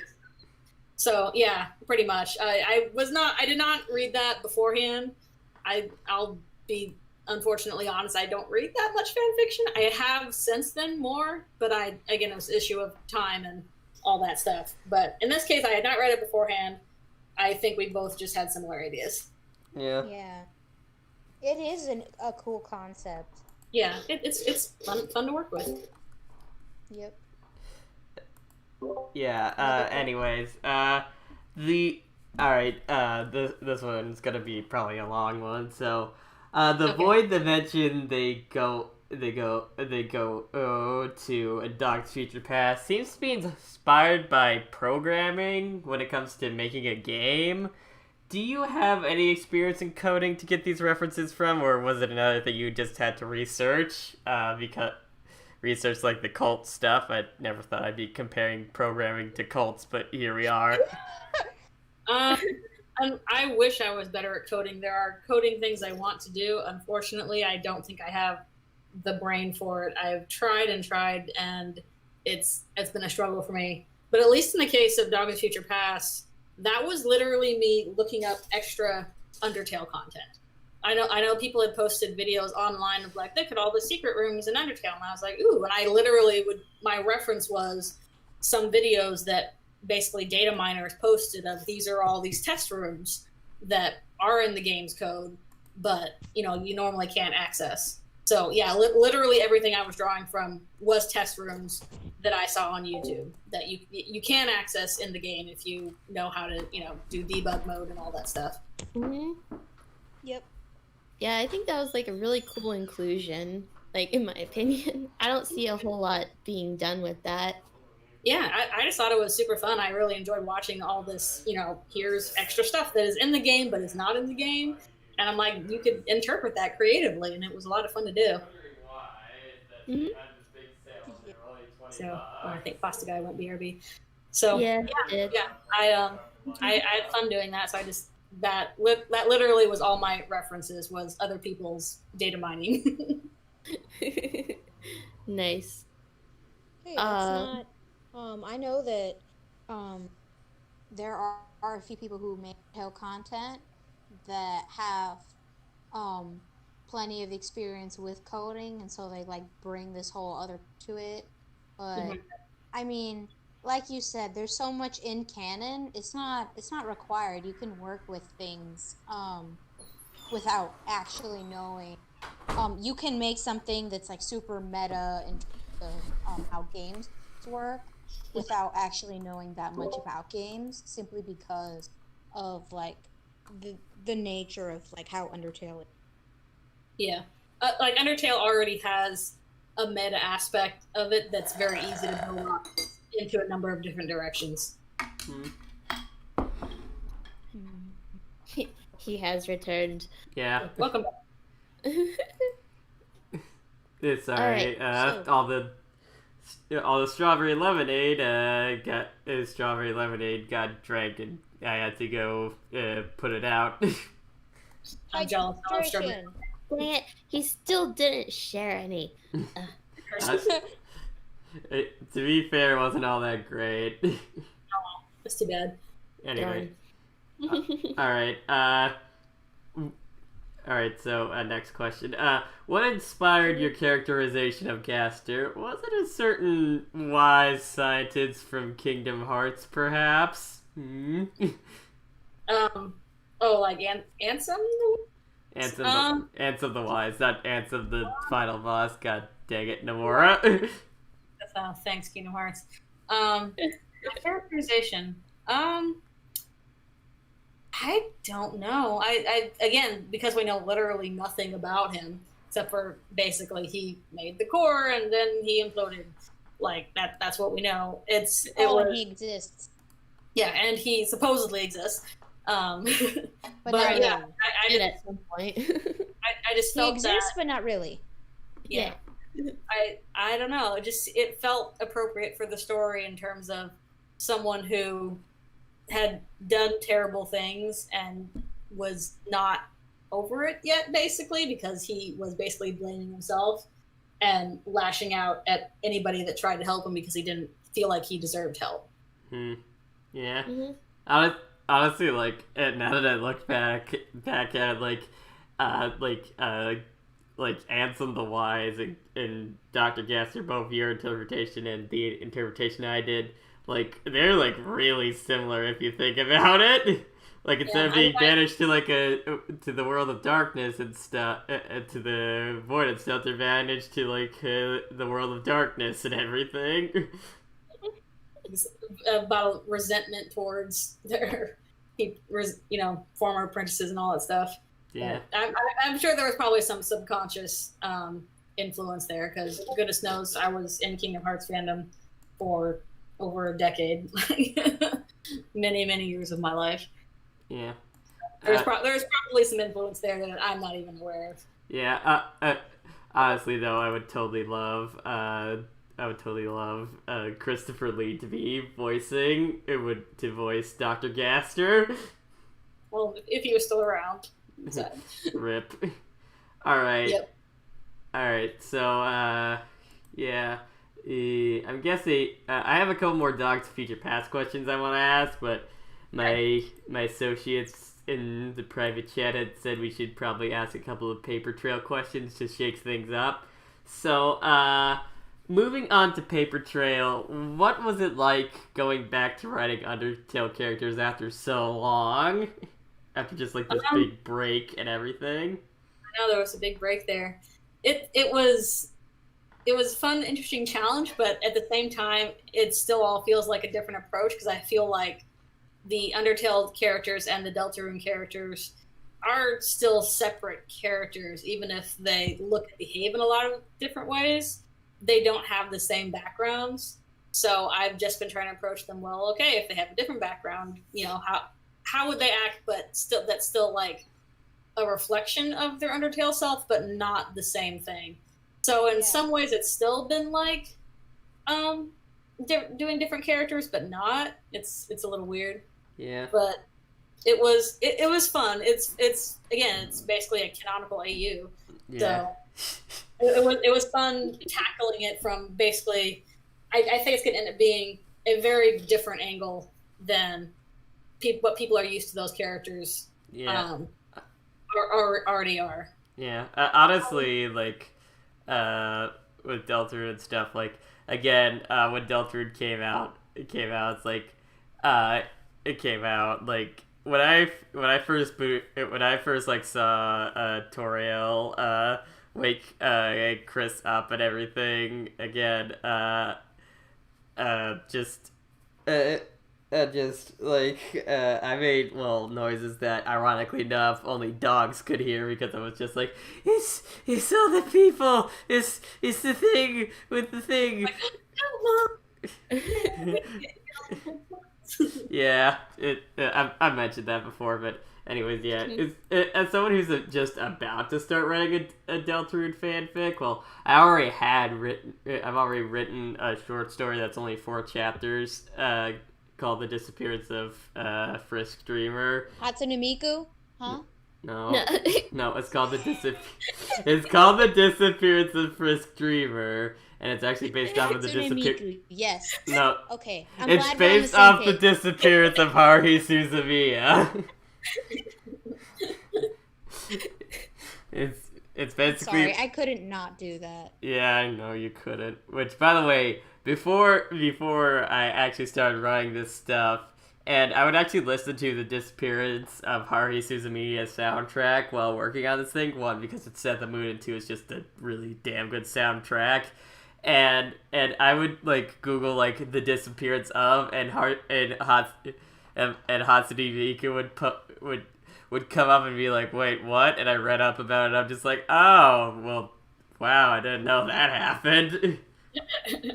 Anyway, so yeah, it's called The Disappearance of Frisk Dreamer, and it's basically the conceit of like basically, what if a character from Undertale was accidentally transported into the world of Deltarune? Because I've seen a couple of fanfics where it's like the Deltarune, like some like Deltarune characters, like the main fun gang and stuff, being transferred into the underground or whatever. Well, I was thinking, what if we did the reverse of that? And it was basically, the conceit is, it's like when Azrael Dreamer goes to just wait and like go turn back into a flower and stuff, instead of waking up as a flower and stuff, instead, for some reason, he wakes up as his alternative college self in Deltarune, and basically the whole story is about him trying to figure out how he got there and how he could possibly get back. And also, it's called The Disappearance of Frisk Dreamer because, unlike everyone else he knows, Frisk is like the only person that doesn't really have an analog besides maybe Chris, but he soon finds out that they're not as similar as he would have hoped. Interesting. Yeah. It's only a angsty. Yeah, it's only a short story. It's only 20,000 words, and 20,000 words. Yeah, it's only about 20,000 words, and if you're in the lookout for just a cool little short AU type of thing, I recommend it because I have to shill, I guess. But yeah, it's just the angle of trying to like feel like they're the same characters, but is gonna be interesting to write, especially now that I'm gonna have to explore them more. Which honestly, like writing that short story before my main Deltarune AU, which is gonna be called The Light at the End, which is gonna be coming out in the next couple of days and stuff. It's gonna be interesting trying to write the characters all new. new but also different somehow. And yeah. Mm-hmm. So on the subject of the Deltarune characters being like the same characters but not the same characters, I have to say that when we got to the point where there was the note in the pizzeria and it mentioned Pizza Face, I had to like take a break for a moment and think and realize that it was talking about Burger Pants, and I'm like, wait a minute. Like at that point, I think I kind of had a slight, like a very small existential crisis because at that point I realized, wait a minute, everything is different. He was not Burger Pants because there was not a Burger Pants incident in this exactly. And so like I was freaking out for a bit. Which is great. Come in with all these expectations of, oh, the characters are going to be this way, and I want to play with that idea of expectations are being thwarted on purpose. Again, like, speaking of expectations, I'm just like, we're talking about like all these different like theories and stuff we're coming up with Deltarune, but again, I just like when the actual game comes out, it's just Toby Fox is just gonna be there being like, amazing, every word of what you just said was wrong. Yep, exactly that. And we love him for it. Yeah, because Toby Fox is the king of out of left field, and we love him for it. We're like, oh, that totally made sense. Why didn't you see that? Because me originally, I thought like when I first encountered Flowey and stuff, it was gonna be like a one-time like joke character and stuff. I didn't think he'd actually turn out to be like the final boss. Yeah. But that makes a lot of fun. Yeah. Mm-hmm. Also, demo phone. I know this is probably for me. I wish that the fic that popped into my head was 20,000 words or so. Why did I have to plan it out to be so long? Honestly, I don't think this would be as long as the 20,000 words that it was. So I'm in a similar boat, and also don't feel too bad. I mean, I've written fics that are like 150k words. So yeah. Can't help it. Yeah, anyways, how did you come up with the characterization of Chris we see in Paper Trail, considering they don't really have much of one in chapter 1 of Deltarune? Yeah, Chris has definitely been one of the trickiest characters. Again, there's not much to go off of just in canon, and again, I think that's on purpose. Trying to go off of, okay, this is a kid who doesn't really seem to have any interests of their own, doesn't seem to have any goals that they pursue, and like seems like they've basically been hanging on with their brother and now they don't have that to hang on anymore.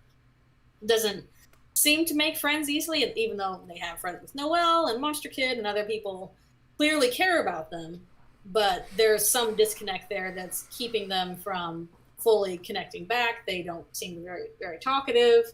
And people comment, wow, you're actually talking more, kind of thing. So just trying to work off of that they're not very talkative. They are put in this leadership position, but don't necessarily have much say over what they can do as a leader, and seem to also have this deep, deep resentment of whatever is going on between them and the player. Yeah. Honestly, that was one of the things, like, I don't do much of it because the main story is about Asriel in my disappearance fic. Wait, I'm going to explore this more in my main Lie at the End Deltarune fanfic and stuff. And basically it's like, I basically tried to just emphasize the fact that, like my Chris is a little bit tragic in the fact that they were really starting to open up and stuff and really start to connect with people and everything, but then Asriel left, and that's kind of sent them into like a depression and everything, basically not knowing what to do with themselves, and now they kind of just regress to being like the super quiet kid that never speaks and stuff, unless prompted to. It feels like Asriel was kind of Chris's hook into the rest of their environment, and without him there, they're a bit more adrift and don't know really, how to interact with people very well, what they want to do. There's also that element of like, they seem to, like pulling pranks, and there's some mischievous stuff in there. Also playing piano. Play piano. So there are some things that they have there, but we don't really see them doing them as much outside of like, mentions, oh, you kind of do this, you kind of do that. But yeah, they seem reluctant to participate in anything and really exert themselves in a way outside of the context they're able to with their brother. Yeah. Also, I think they are in a situation of a unique situation with the players, well, kind of isolated and basically trying to learn how to get out of that isolation through friendships with Susie in the Dark World and Ralsei and all extended stuff with Noelle and Lancer and all that. Yeah. I also like that method of like telling like hinting at personality and stuff. I also did that with like the college Azrael and stuff because, well, even though they're being controlled by Undertale Azrael and stuff, I still like leave hints of like their actual personality and stuff. Like I kind of imply that the Azrael is the college Azrael is an astronomy major. Like he has like starry backgrounds on his phone and his computer and stuff like that. Also I talk about like from Noelle. They talk about like his work ethic and stuff, and even though like he did all this cool stuff and like became like the golden boy of the family and stuff, but he was really tired a lot of the time from that too, and he didn't really show that to people because he thought that he had to keep it secret and stuff. Yeah. All right. He like Delta and Azrael does seem like he's an overachiever. He's popular. Everyone likes him. Everyone knows him. Everyone, subconsciously or not, compares him to Chris. And I'm sure Chris is dealing with that in a lot of ways. While at the same time, Chris seems to really care about Azrael too. Again, as kind of like their primary hook in with everybody else. Mm-hmm. Or probably the person they feel most comfortable around. Yeah, it's just like it's just like looking at Deltarune's world and stuff. I've actually came to this revelation while writing this story and everything. The world of Deltarune, along with the characters in it and stuff, it looks perfect on the surface. Like if you taking a snapshot of it, like that first like driving scene and stuff, I was just so happy and ecstatic because, oh my gosh, it's like the post-pacifist AU that I've always wanted and thought of and like cared for and stuff, like and all that. And yeah, you see that, and that draws you in, and you're just like so enamored with it and stuff, just like yes, everything worked out fine and stuff. But then you hear about all these problems and stuff that people have and all that stuff, and you just realize this, and you just realize this world, it looks perfect. Like if you took a picture of it, it'd be fine. But if you a little bit of thinking, you're like, there's more going on here. It looks perfect, but there's like cracks that begin to form that just dissuade that dissuade that like perfect view you had of it when you first like saw it. Yeah. Mm-hmm. Anyways, we have a question from the chat. No, wait, unless Cupcake wants to say something quick. I'll read the question. Okay. Oh, Dr. Mecca just added, until you realize that Toriel and Asgore are still divorced. Yeah. Pretty much. Like they have good luck in any universe. I know, it's so sad. Well, I'm wondering what the heck caused them to divorce in this if it wasn't like if it wasn't like humanity being declared war on and stuff. Like, I have some ideas which I might put into something later. But right now, Tevin Daniels asks, where did you get the design for Noelle's Dark World attire and weapon? I already kind of, when I first was coming up with ideas, I'm like, okay, I know I'm going to have a Dark World Noel eventually, and magic-related stuff seemed most appropriate, so I kind of went with robes. And then that was just a rough sketch. And then Toby came out with that little teaser of what clearly looks like a Dark World Noel. So, and it was already pretty similar to what I had, but I just made some tweaks to it. Tried to keep it as simple as possible because, again, simple design is hard to do, but necessary. So it was a combination of that, of, trying to work off Toby's little hints a little bit, plus what else I think worked. For the weapon, that'll be coming up in part soon, but basically it's magic staff, and since all of their weapons are supposedly based on objects they had on their person, like pencil, and I think the best theory I've heard with Susie's axe is that it's a comb. With Noel's, it's a paintbrush. Huh. Ooh, nice. Looks like a reindeer antler because funny. Yeah. Also, his one of the persons in the chat was like, "Summon the deers." Yes. Charge, my brethren. Oh, but that's actually interesting because like what I think Noel's gonna be like.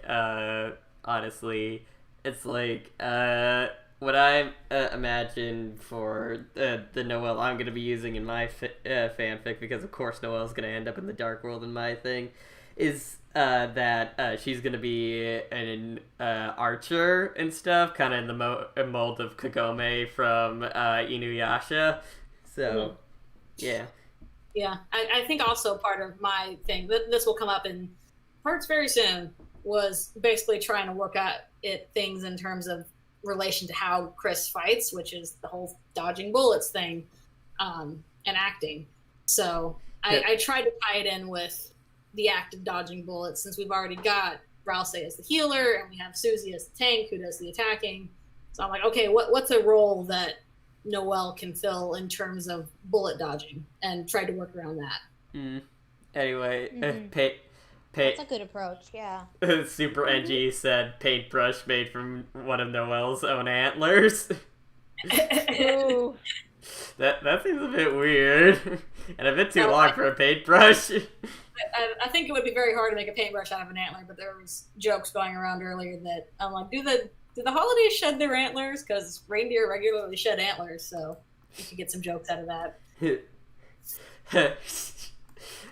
Instead of like keeping your baby teeth or whatever, like some parents do, they keep the antlers. Yeah, they keep their baby antlers. That's so adorable. When or some parents when a kid gets their first haircut, they keep the hair from the haircut. Yeah. And so maybe because, shedding antlers and like saving every single pair of antlers is kind of ridiculous. Maybe they just save the first antlers. Yeah. Just, these are your baby antlers. These are the first ones you lost, Yeah. That sounds adorable. I'm using that now. Go ahead. Everybody, please steal it. Yeah. Let's make it fanon. Come on. It's we fun. got It's not even like a painful thing. Like in real life, deer just kind of like shake them off, Yeah. I bet it's just like Susie and Noel like had their first like big hug together and everything. It's just like Susie just feels something against her head and stuff. It's just like, what's that? And that's when the antlers fall out. Like, what do I do? Oh my gosh, you're bleeding. No, it's fine. It's just my antlers. Talk about bad timing. Yeah. Yep. Anyways, alright, so 22. How would you react if at least some of Paper Trail was true to what Toby Fox and his crew eventually come up with? I think the gif I used was, I seem to have died. Is that okay? Even if I was, I'm not expecting there to be much parallel between that. Like, when I was first starting out, I'm like, this is how I think the story would go in the future. And now that I've had worked on distance, I'm like, it's probably not at all what's going to happen. Like, I definitely don't think it's going to be multiple Ralses in the actual canon. But if I'm even, like, thematically close, I'll be very happy. That's a nice. I feel like the closest I might be is with Susie, maybe. Yeah. But that's still a big if. So if I am close in any aspect, I will be happy. I am not expecting it in any way, but I would be pleasantly surprised. The one thing that absolutely shocked me was actually getting that Gaster follower right. I was like, how on earth did I guess that? That's nuts. Could you just I don't think there's gonna be any like dinosaur Susie in this, like that one nightmare scene though. No, I'm not expecting that. and just for that, that's the one thing that you get right. Like, what? That's what I got right? Yeah, if I got that right, I was like, really? Are you kidding me? Okay. Anyways,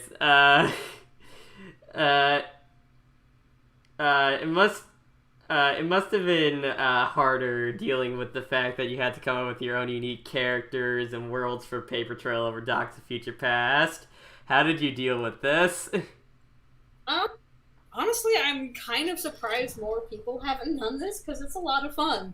Like, just there being different dark worlds and different like toys and stuff that you could ideaize to dark world people, because basically at the end of Deltarune, it's like, okay, it's clear that there is a correlation between where they were and who they were talking to and all this game stuff, like chess pieces and checker pieces and cards and stuffed toys on the floor. Like, so there's correlation between those. So I'm like, well, what other correlations will you have? Like, what other toys and games, how would they manifest? And that's been a lot of fun to play with. Yeah. In terms of, like, just... Like, unfortunately, I don't think I get to explore the original characters that much because there's just not the time for it. And there probably would be way more time in a game itself where you have hours and hours to spend on it. And comics, you got to kind of blaze through it. But it's fun just even to come up with, like, designs and stuff. Yeah, one of the things that I've had fun with like, I based some of the stuff, like, off of the, I based one of the unique sections of the Dark World I came up with and stuff is based off the city from the teaser and stuff, but I've done my own spin on it, like spin on it, and the main villains of this section of the game is gonna be a bunch of mobsters and stuff. But like, but the thing about them is like, the mobsters are based off of like an animal animal from each like major country that has like a big mob in it. Like, there's gonna be a bald eagle for the U.S. There's gonna be a dragon for the Yakuza. There's gonna be like a wolf for the Russian mob and stuff like that. So, yeah, I just have a bunch of fun ideas like that. Also, my brother had the joke of like, what would happen if like there was like a Monopoly type game in there and stuff. Like, would they have to play Monopoly and stuff to get through the Dark World? It's like, I'm sorry.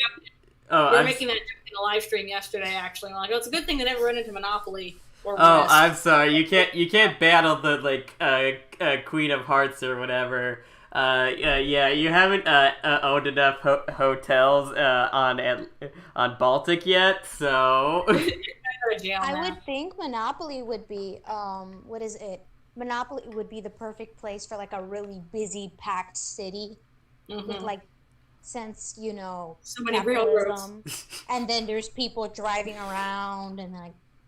There's the chess pieces are people going around, like running around on the streets and just being crazy, Yeah, I just... like, they have a really bad time there and everything. It's just like... Do not pass go. Yep. Yeah. But Monopoly, I feel, would be soul draining in terms of a Dark World version. I just imagine like after they're done with that Dark World section, Susie just looks down at the Monopoly board. It's just like, please let me destroy this, Susie. That's people in there, but we spent so long. Yeah. Anyways, I'm gonna shift back to Dog's Future Past questions because I have a few more of those left that I wanna get done with before we end, which we're probably gonna end in about like half an hour or 20 minutes or something like that. But anyways, Kara's resolve at the end of Dog's Future Past to just move on to the next world is one of the most fascinating aspects of the story I find, and what I want to know is like what made you think they'd come to that conclusion, like I'm just done with this world and stuff? I don't know. I feel like that would be kind of a natural place to go because they don't have a soul, they don't have a body, they're basically stuck to somebody else that, you know, they have no say over what they say or do. They're basically just a passenger in this life. And like that's not a fun position to be in at all. I feel like the happiest ending, the thing they would want is I am done here. I want to move on. Like there's nothing really else for them in this situation, so they might as well get to a place where there might be something else for them. Yeah. Hopefully they reunite with Azrael. Yeah, in the end. Anyways, going on to the next question. The two epilogue stories you made once the comics was finished that explain Frisk's past and Azrael coming back to life are interesting. But why did you make them disconnected for the rest of the story? One, I wanted them to be just, you know, extra special things, and two, also I don't think they're necessary for the main story. That's why they're side stories. So if people want, they can take them or leave them. But I was like, you know what, those might be other interesting ideas to explore, but they're not necessary for the main story. Yeah. So I have those as an option if people wanted to, you know, read them and consider them, but if they don't want to, they don't need to. Yeah. You're at the Azrael design you came up with, I really liked and stuff. And band hair from the concept designs. Yeah, and I'm just like, that Azrael is such a dork and everything compared to the Azrael I came up with, and I'm just like, they might look different and stuff, but if they actually were in the same room, they'd probably act pretty similar. And I'm just like, I just imagined them like, my Azrael is actually pretty proficient in magic. They can make chaos sabers and stuff. And it's like, he'd show that off to him and he'd just be like, oh my gosh, that's so cool. Can you do other stuff? Yeah, I can do fireballs. And like, there's this snapping thing I do. And they just talk endlessly about it. And it's just like my Frisk and your Frisk in the background, and your Frisk is like, wow, he's such a chatterbox. You have no idea. Yeah, I think about cute ideas like that. I'm sorry. It's all good. Anyways, the way you bring Azrael back to life with soul donations is a unique way to solve the problem that many creators haven't thought of. What made you think of that? I don't know. Again, I was just working okay. Like, if I was to solve that problem of quote unquote bringing Azrael back, although I think in that case he's like, I don't feel comfortable being Azrael, I'm somebody else at this point. But I think it's a difficult thing to get around because we don't really know what happened to his soul. As far as we know, it is gone. But he was able to assume a form that was like that through the power of like 7 souls, basically. And even though that also made him godlike. So, but in that situation, they were pretty much taken without asking. So I'm like, well, would it work in a situation where they did it ahead of time? And yeah, just played with that basically. Yeah. And I thought it was interesting that to have the idea of a donor soul The same way humans donate organs for other humans if they know they're gonna die. So yeah, Yeah. I actually came up with the idea of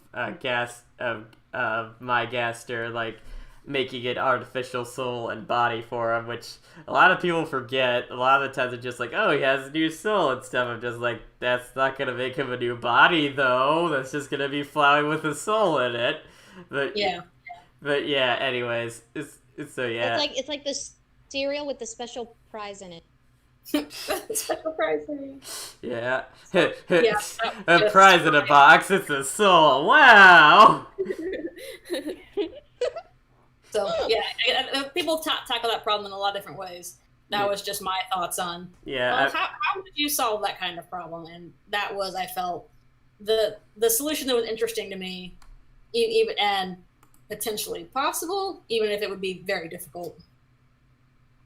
And Yeah. it also worked because, you know, it ties back to, like, you know, at the end of the day, that's Doc's Future Past has a lot of, you know, the big thing that makes the story possible is the amalgamates. So it makes sense to use a solution that ties back to them. Yeah. Yeah. Like the way, basically, the thing about my story and stuff that I came up with it, like how Astral comes back. Like I made that a whole separate story from the main AU because I was like, well, it takes so long and stuff that it might as well be its own story. And it's called A Flower's Trial and everything because basically it's not necessarily like the struggle of him like having to like find a way to make a soul and everything. It's more the struggle of, okay, but does he deserve to actually feel love and stuff like that again? Does he deserve to be Azrael again? Basically, it's basically a story about him going on like a journey of self-reflection and stuff. If you've ever seen, I don't know if you've ever watched Doctor Who, but if you've ever seen the episode Heaven Sent, it's very much, his journey is very much based off of that.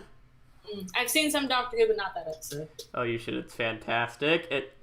It's like one of the best stories I've ever seen. How it tackles grief and stuff, because basically the setup is like after one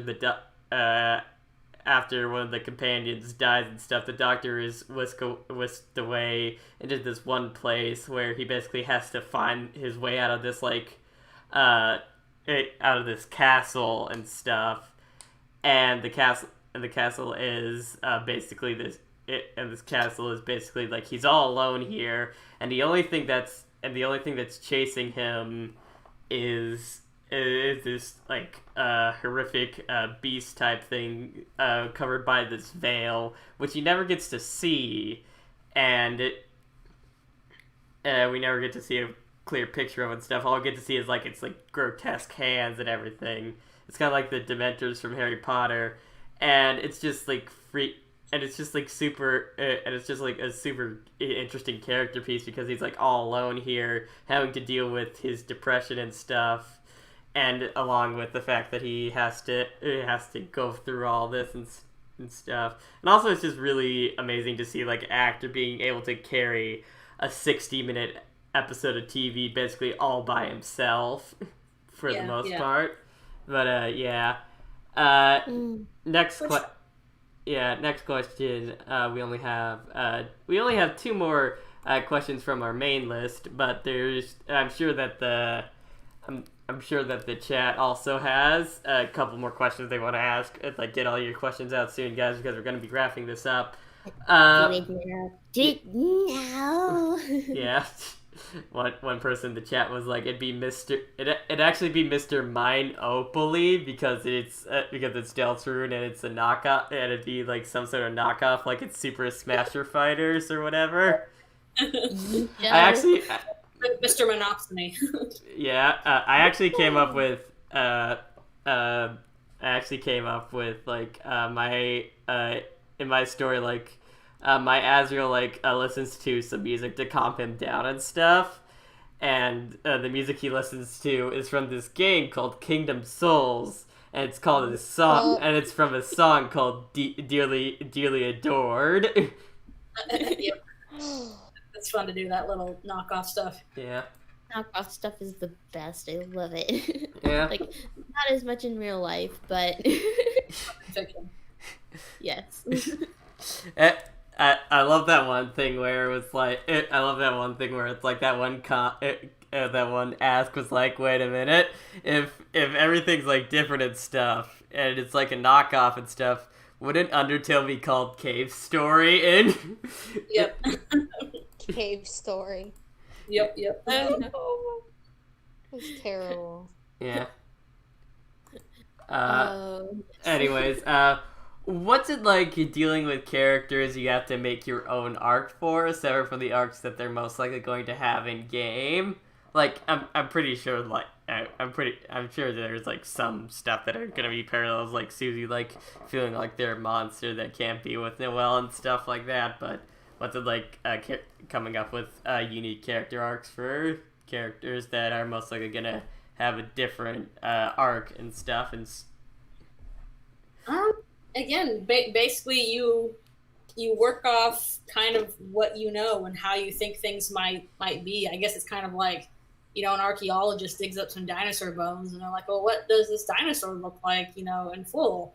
And if you might have a different idea if you only have so many bones, and then you get more bones, you're like, oh, it looks more like this, or it had feathers and stuff like that. So basically I feel like I'm working with a small amount of bones and hoping, okay, well, based on what I know from these bones, what kind of animal is this? yeah. And, you know, I might be close, I might be wildly off, but all you can do is the best with what you've got, which is, well, we have what so far is chapter 1. So based off, you know, what, you know, subtle things and environmental storytelling and character dialogue and interactions, I basically built off, all right, so what kind of backstory stuff's going on here? Yeah. And just kind of build from that. And again, it might be a totally different animal from the actual animal, but it's still fun to try and imagine. Yeah. Yeah. All right. We got. I have one more question for you. Then we're gonna wrap stuff up, unless the chat has some more questions. Again, guys, if you want to ask her anything or us anything, please do that now, because we're probably gonna be wrapping up soon. All right. So, how do you feel after you've been in this fandom for so long and stuff? How do you feel about your place in the Undertale Deltarune fandom? I don't know. It's weird because again, I don't feel like I participate very much outside of the stuff I put out. So I just kind of keep putting stuff out and enjoying people's reaction to it. But it feels weird, definitely, I guess, being mentioned in a third-party context sort of thing, where people are talking about me. I'm like, oh, that's weird. But not necessarily bad weird, just interesting. But yeah, I don't know. I'm just having fun. I hope other people are having fun too. So if more people are having fun, that makes me happy. Yeah, honestly, like the hands-off way you have with the fandom and stuff, I kind of appreciate a bit, because I'm just like, that's a very adult way to handle stuff like this, and I've been in fandom for a very long time. Yeah. I've been in multiple fandoms, and I think I've kind of learned from all those experiences that the least stressful, most fun way is to disengage from anything too negative and just focus on the stuff you like to do. Yeah. And usually that just might mean, you know, putting out content and responding to people who respond to that content, and not, you know, engaging so much in like discourse and stuff. And if I do, it's like on a one-on-one basis with like people I trust, and not in a public space, because public doesn't really need my thoughts on all of that. Yeah. It's just like I've kind of like slowly gotten more to your position and stuff, honestly. Like back in the day when I first joined it, well, the thing was, it's like I first joined the fandom back when I finished the game in like 2016 and stuff. But I took a break from it. I took a break from it in 2017 through that until the start of 2018. And when I came back, that's when I fully put myself into the fandom. And for a while, I was just like, I just wanted to do everything. I wanted to write so many different stories. I wanted to interact with so many different people and stuff. I'm just like, oh, I'm gonna collab with this person and stuff like that, and oh, I'm gonna do all this and stuff. But then, like, as, like, the time goes on and stuff, and, like, now that I've been back at this fandom for, like, about over 2 years now, I'm just like, yeah, you know, it's, you know, you put out your stuff, you hope people read it, you hope you'll leave a nice comment and stuff, and, you know, it's good, it's great. Yeah. It's also a thing of just, the older you get, the less time you have to do that kind of thing. I think when you're a lot younger, when you're a kid or in high school or stuff, you've got more free time to, like, really throw yourself in and engage with that kind of thing. And when you're an adult with a job and dishes and responsibilities, you're like, I don't really have the time to argue on the internet. So the time I do have for the internet, I'm going to put into stuff I like doing. Because honestly, at least for me, like, arguing about stuff is an energy drain. It, like, sucks up all my attention and energy, and I feel, like, sucked dry like a vampire. Yeah. So I'm like, I can choose to not basically let the vampire in, I guess. Yeah. And also, yeah, just honestly, it's just like now, just like I don't have a job or anything yet. I'm a college student, like, yeah. And that is an unfortunate thing about being an adult, is, like, you definitely have the freedom to do whatever fandom stuff you want, but your time becomes a lot more limited. Like, yeah. oh, dang it, I have to do regular things. I have to go to work and stuff. At least you, like, you get to go to work, and it's like, oh yeah, I'm still doing my passion and stuff. Whereas a lot of people are like, oh boy, I can't wait to go to work in, like, in the service industry or whatever. Yeah, I feel extremely fortunate on that front. Yeah, to be sure. I mean, you certainly worked enough for it. It was a lot of work, yeah. Yeah. A lot of years of uncertainty. Mm-hmm. And with that, with no more questions for the chat or anything, I think we're gonna wrap up. Unless Elsa, Cupcake, you actually just have any questions at all that I haven't already addressed. I don't think I do. Not a question, but a comment. I just thought that I should mention it since you're here. I love your art style. Thank you so much. Thank you, guys. Also, I guess since I'm here, I'll say new part tonight. I'll put that up later this afternoon. Oh, you heard it here first, ladies and gentlemen. Breaking news. So right. I'll do that later today. I gotta get some lunch before then, though. Yeah. All right.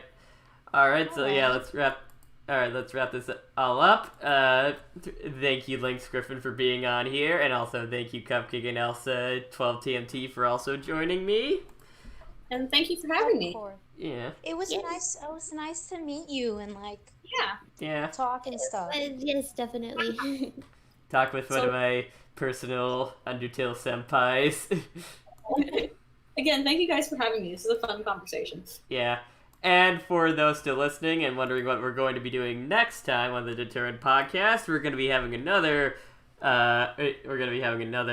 very talented artist on next time. We're going to be having on June Joe, who's for those who don't know, is the creator of the Spirit Undertale Spirit comic. Yeah, the Spirit. If you guys know Faye, like her OC, she used to put Faye is the main character of Spirit, but Faye also has an Ask blog that gets a decent amount of traction. So, like, yeah, and it's a really good comic. I'm so hyped. Yeah. So, oh my gosh, June Joe was actually in the chat like, that's me. Yes, it is you, June Joe. Anyway, so yeah, we're gonna be doing that next week, and if everything goes right, and hopefully it's gonna be just as amazing as this podcast was, and I hope all of you will tune into that. That will be on Sunday, right? Yeah, Sunday. So yeah. Yep. hope all of you will tune into that. It's gonna be great. It's gonna be great. We're probably gonna have a wonderful time. And yeah, so from all of us here, have yourselves a great night. Take care, and remember, stay determined. Stay determined. Stay determined. Stay determined. And we'll see you all guys next